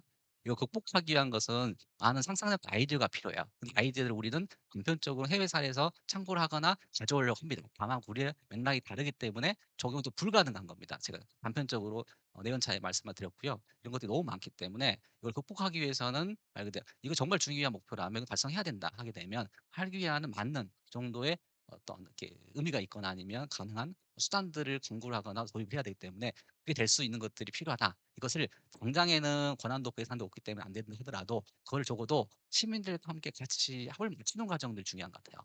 이게 정말 필요하다 하는 것들. 그래서 정당성이 확보되는 거고 그걸 통해서 일정하게 정부 계획이라든지 군안 문제들 그다음에 예 행정 권력의 문제도 약간 분산될 수 있기 때문에 이런 것들도 매우 중요할 것 같고 이런 차원에서 저는 몇 가지가 앞서 간단한 몇 가지 그 좀 표로 재미없게 설명드렸지만 그거 통해서도 하나의 방법일 것 같고 또 하나는 많이 관심이 있겠지만 이 도농 경제학 같은 모델들은 일정하게 유럽에서도 관심도 많이 있고 지방정부 차원에서 하고 있잖아요. 이런 것들은 이게 말이 좀 달라서 그렇지 지금 우리가 하려고 하는 것들을 미수합니다. 사실 온실가스를 풀기 위해서는 화석연료 에너지를 풀어야 되는 거고 에너지 풀기 위해서 여러 가지 사회 구조라든가 교통 구조 그걸 다 풀어야 되는 거지 않습니까? 이런 것도 하기 위해서는 다양한 측면에서 그 전체를 다 관장해야 되는 거예요. 그러기 위해서 다양한 이게 한계량도 설정하고 또 하나는 이게 가능한 방법이 무엇이고 하는 것들을 먼저 매우 추상적이지만 상상력을 발휘해서 없는 것을 새로 만들어내는 과정들. 이래서 출발하는 것들이 좋다. 이것들은 법정 개혁 형식의 딱딱한 방식은 불가능합니다. 이것들을 새롭게 하는 것, 자유롭게 한번 해보는 것들을 어느 지역에서 할지도 궁금해요.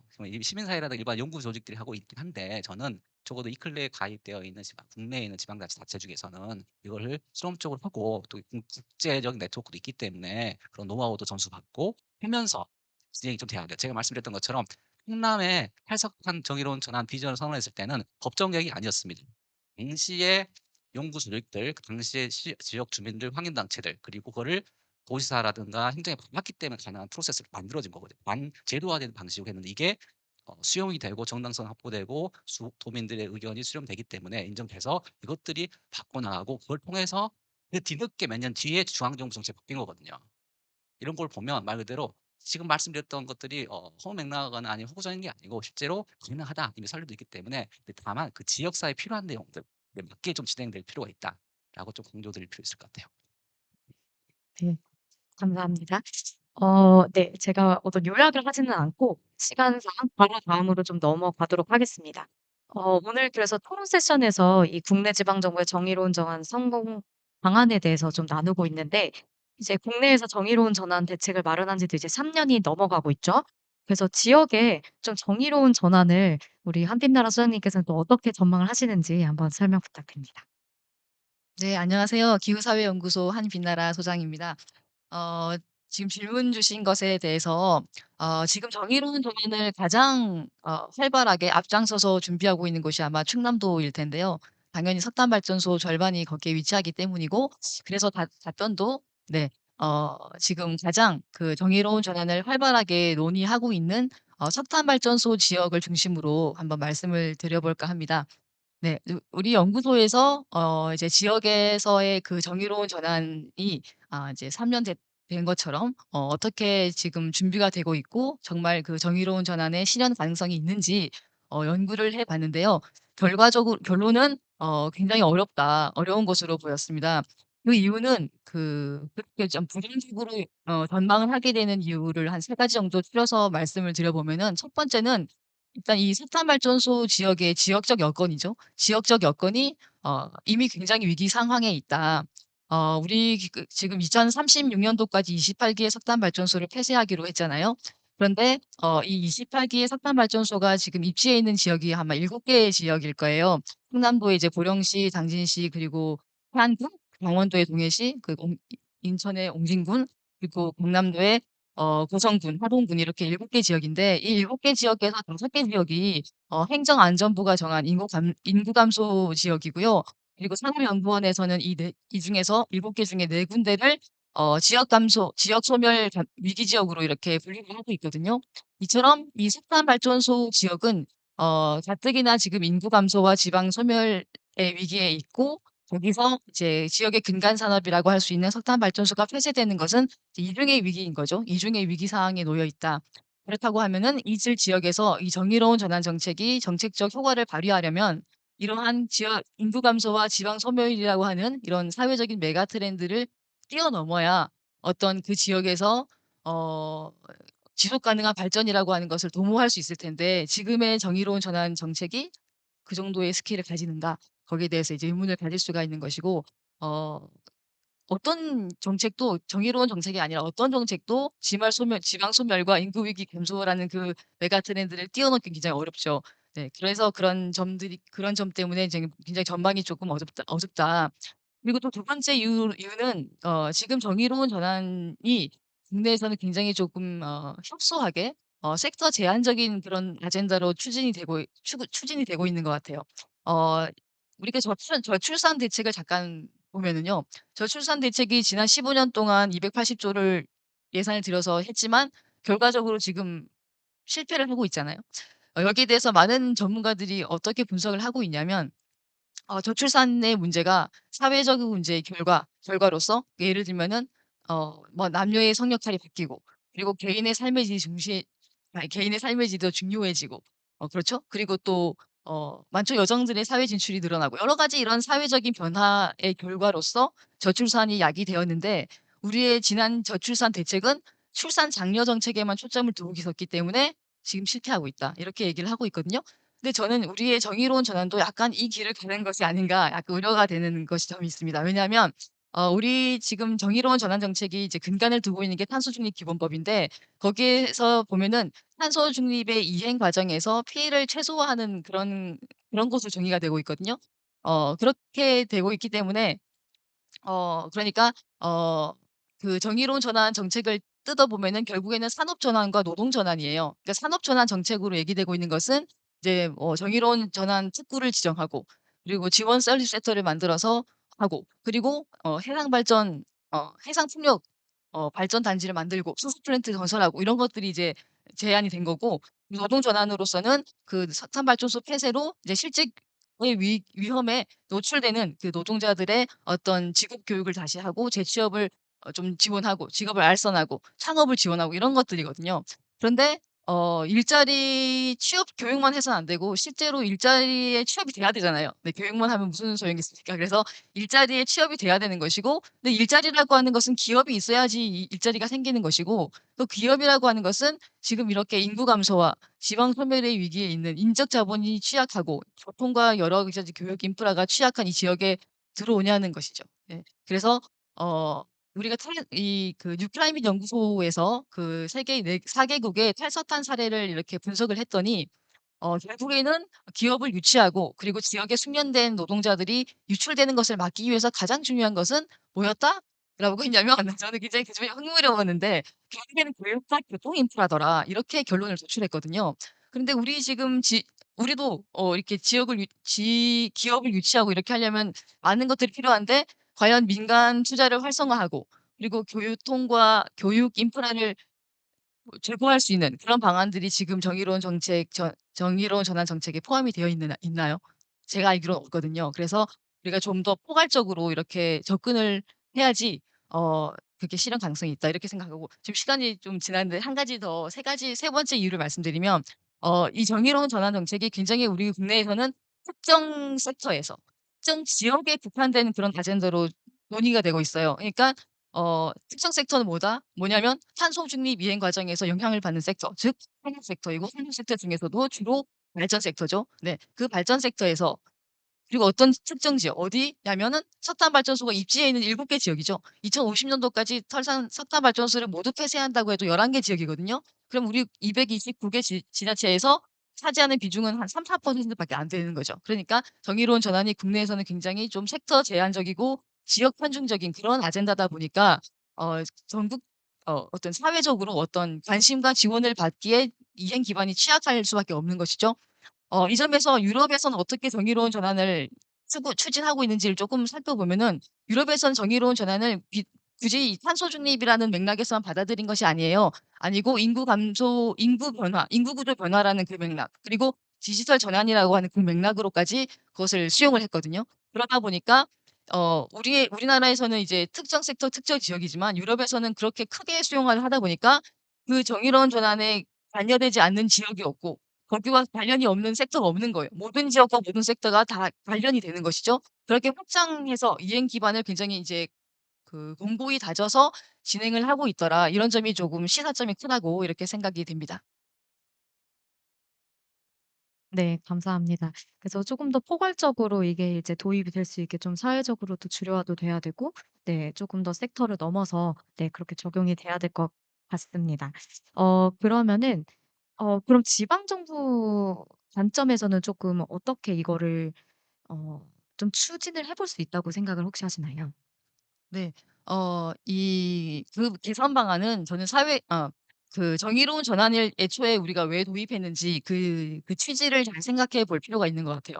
그러니까 석탄 발전소가 문을 닫게 되면은 그 일자리 문제도 있고요. 그리고 지역의 인구가 감소한다든지 지역의 세수가 감소해서 공공 서비스의 질적 하락이 있다든지 뭐 역량이 떨어진다 여러 가지 이런 사회적인 문제들이 있을 수 있기 때문에 이러한 사회적인 가치의 하락 혹은 사회적인 스탠다드가 떨어지는 것을 방지하기 위해서 막기 위해서 그렇게 함으로써 우리 지역과 우리 국민들이 에너지 전환, 그러니까 석탄 발전소 폐쇄라고 하는 것을 보다 더 어 긍정적으로 받아들일 수 있고 거기에 동의하고 협력할 수 있도록 하기 위해서 도입이 되었거든요. 그러니까 에너지 전환이라고 하는 것이 더 잘 수월하게 이행될 수 있도록 그런 에너지 전환의 어떤 사회적인 정당성, 정치적 정당성, 사회 정치의 정당성을 확보하기 위한 차원으로 정의로운 전환이라고 하는 것이 도입이 되었고 그렇다고 했을 때 이 에너지 부분에서의 정의로운 전환은 어떤 2010 년대 이후로 쭉 진행되어 온 이 정책 분야의 어떤 사회적 주류화의 일환으로 볼 수 있는 것 같아요. 사회적 주류화라는 것은 이제 어떤 정책 분야든 간에 이 사회적인 측면을 우리가 좀 더 고려하고 앞장세워서 강화해서 어 이 정책이 실제로 작용할 수 있는 정책을 만드는 정책의 실효성을 하기 위한 그런 과정이거든요. 그래서 그런 사회적 주류화가 이제 에너지 부분에서 수용되면서 정의로운 전환이라고 하는 그런 담론도 나온 것이고 그래서 유럽의 뭐 기후 싱크탱크인 E3G에서 말하는 사회적 그린딜 그런 거 그리고 국제 에너지 국교에서 말하는 사람 중심의 전환 그리고 또 유럽연합에서 얘기하는 "사회적 딜 없이는 그린딜도 없다." 이런 것들이 다 같은 맥락에서 얘기가 될 수 있는 것 같아요. 그래서 우리가 정의로운 전환을 좀 더 개선할 수 있는 방안도 사회적 주류를 강화하는 방안을 찾아볼 수가 있을 텐데 전 두 가지 정도를 말씀드리고 싶은데요. 첫 번째는 이 정의로운 전환을 보편적인 어떤 사회 정책으로 격상시켜서 정책의 이행 기반을 좀 강화할 필요가 있다. 다시 한번 또 유럽의 사례를 보면은 유럽에서는 이제 모든 유럽의 정책은 유럽 사회권 기둥이라고 하는 것을 실현하는 데 기여하도록 되어 있어요. 유럽 사회권 기둥이라는 것은 모든 정책의 최상위 정책 의제거든요. 그런데 유럽에서는 이 정의로운 전환을 그 최상위 정책 의제하고 동일화했어요. 일체화를 했습니다. 그게 무슨 말이냐면 정의로운 전환은 곧 유럽 사회권 기둥이 실현하는 것이다. 이렇게 딱 체계를 잡거든요. 이렇게 잡음으로써 얻을 수 있는 효과는 무엇이 있었냐면 우리는 지금 지방 정부의 정의로운 전환이라고 했을 때 그게 굉장히 추상적인 비전이기 때문에 구체적으로 뭘 어떻게 해야 되는지 잘 모르는 경향이 있는 것 같아요. 그런데 유럽에서는 이렇게 딱 체계를 잡고 또 이 유럽 사회권 기둥에 20 가지 원칙이 있습니다. 이 20 가지 원칙을 이행하는 것이 정의로운 전환을 이행하는 것이다. 이렇게 딱 개념을 정리를 해 주거든요. 교통 정리가 딱 되었습니다. 그렇게 됐기 때문에 이제 이행 기반이 딱 선 거죠. 거기에 대해서 어떤 혼란 같은 거 좀 있을 수가 없습니다. 그러니까 정책의 실행력이 제고된 것이고 그 두 번째 개선 방향으로 말씀드릴 수 있는 것은 우리가 사회적 여건을 좀 더 고려해서 지역 중심적인 접근을 더 강화할 필요가 있다. 왜냐하면 정의로운 전환의 성패 여부는 그 지역의 정책 흡수력에 달려 있거든요. 정책 역량, 정책이 아무리 좋은 정책도 지역의 정책 흡수력이 부족하면은 무용지물이지 않습니까? 그렇기 때문에 지역의 자산, 지역의 특성, 그리고 지역의 여건을 좀 면밀히 고려해서 계획을 세워야 되고 그런데 그 지역의 그 사회적 여건이라는 것은 고정되어 있는 것이 아니고요. 바뀌는 것이거든요.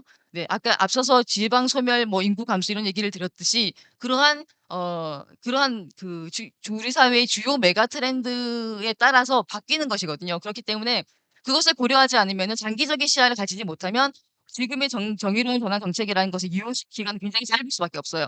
그렇기 때문에 장기적인 시야를 가지고 그런 사회적인 여건과 앞으로 변화하는 것까지 고려를 해서 계획을 세워야 되고, 그것에 대한 구체적인 방안은 지금 지역에서 추진되고 있는 여러 가지 중장기 대책들과 반드시 통합 연계를 할 필요가 있는 것 같아요.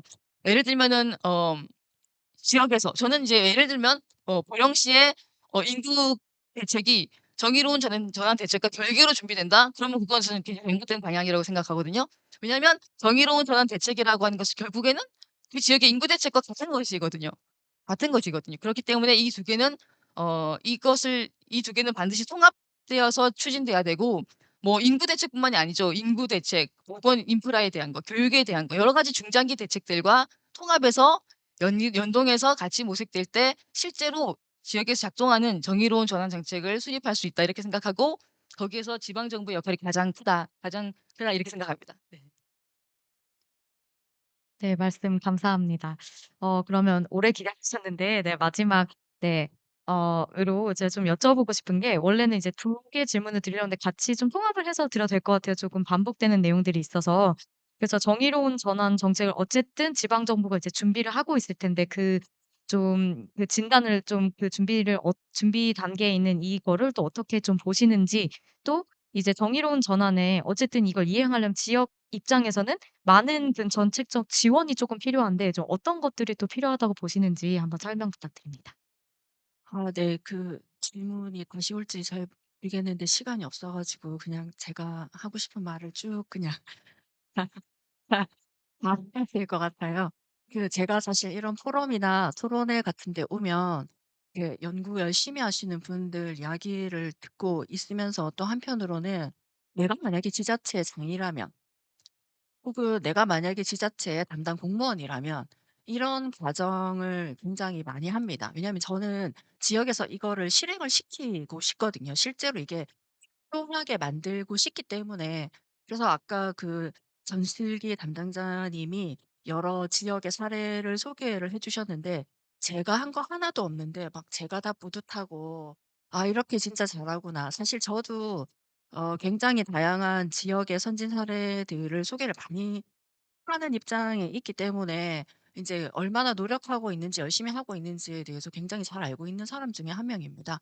그런데 이제 이 선진 사례가 있는 것과 실제로 온실가스를 감축하고 있는가라는 건 좀 별개의 문제입니다. 그게 실제로 한국에 혹은 도시에 온실가스를 감축하는 효과가 있는가를 봤을 때는 저희가 배출하는 양이 너무 많기 때문에 국가적으로 산업 부분이나 에너지 부분에서 배출하고 있는 양, 그 지자체가 할 수 없는 것들이 너무 많기 때문에 저희가 하는 게 물리적으로 숫자적으로 줄일 수 있는 양은 사실은 굉장히 적습니다. 이제 그럼에도 불구하고 지역에서 할 수 있는 권한이 있는 부분을 가지고 얼마나 노력하는지를 알기 때문에 너무 대단한 것 같고 언제나 존경을 하고 있는데요. 그런 의미에서 아까 이클레이에서 아리배 도시를 어 추진을 하고 잘 해 보겠다고 지원도 해 보겠다고 하시는 거에 저도 정말 힘을 실어 드리고 싶고 많은 지자체에서 좀 함께하면 좋을 것 같습니다. 인제 정의로운 전환 관련해서 아까 한빛나라 소장님께서도 많이 말씀하셨지만 저희가 나오는 정부의 정책의 대부분, 뭐 정책 지원도 그렇고요. 실행 계획도 그렇고요. 대부분은 그거를 산업 전환이나 노동 전환의 개념으로 보고 있습니다.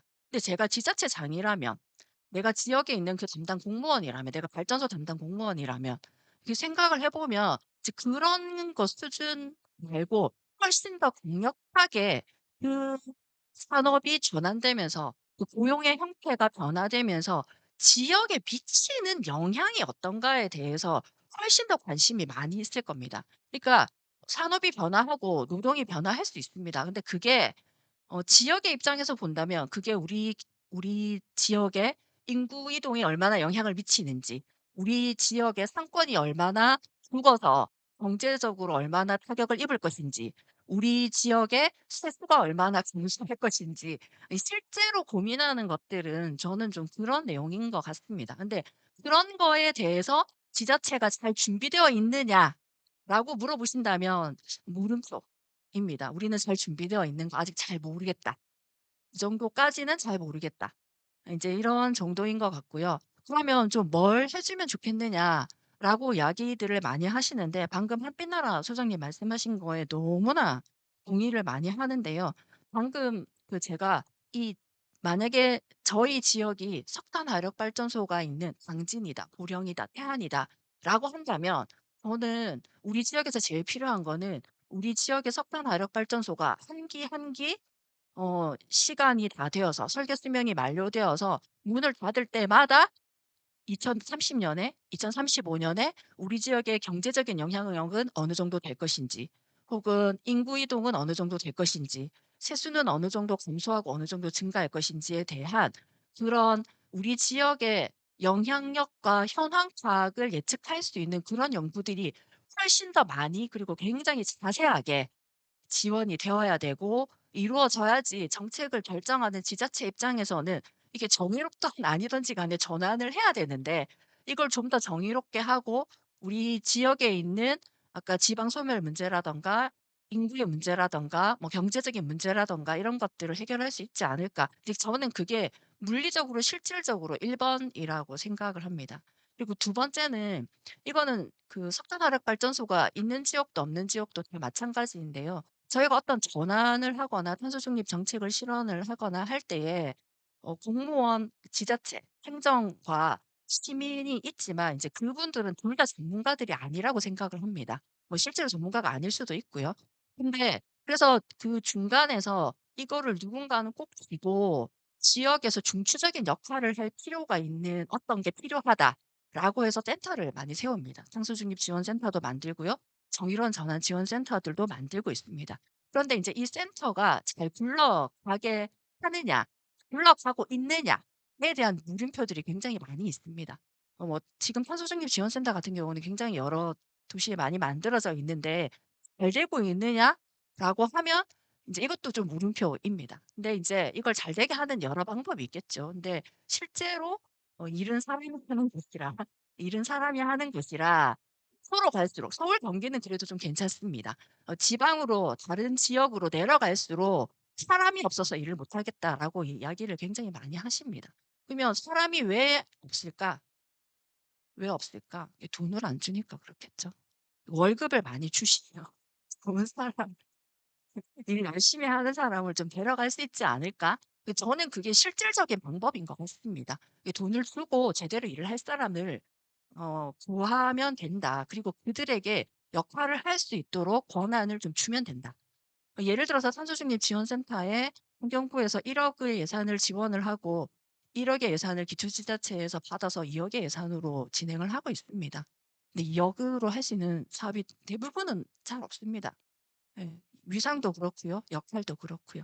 그래서 뭐 다 돈의 문제는 사실 다 아니지만 돈의 문제도 좀 중요한 것 같고 사람의 역할이 오면 그 위상도 높아지고 역할도 자기 역할을 좀 찾지 않을까라고 생각을 합니다. 그리고 세 번째는 마지막으로 어 지방 정부는 지역의 정책은 사실 어 단체장이 결정을 하는 겁니다. 예. 공무원이 열심히 하고 싶어도 할 수가 없고요.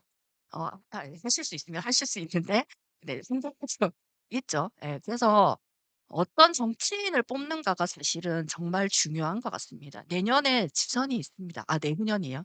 내후년에 지선이 있는데요. 저희가 이제는 좀 기후를 공약으로 내세우고 그 공약이 우리 지역에 맞는 공약이라면 근데 그런 사람들을 좀 뽑는 그런 분위기를 좀 만들어야 되지 않을까?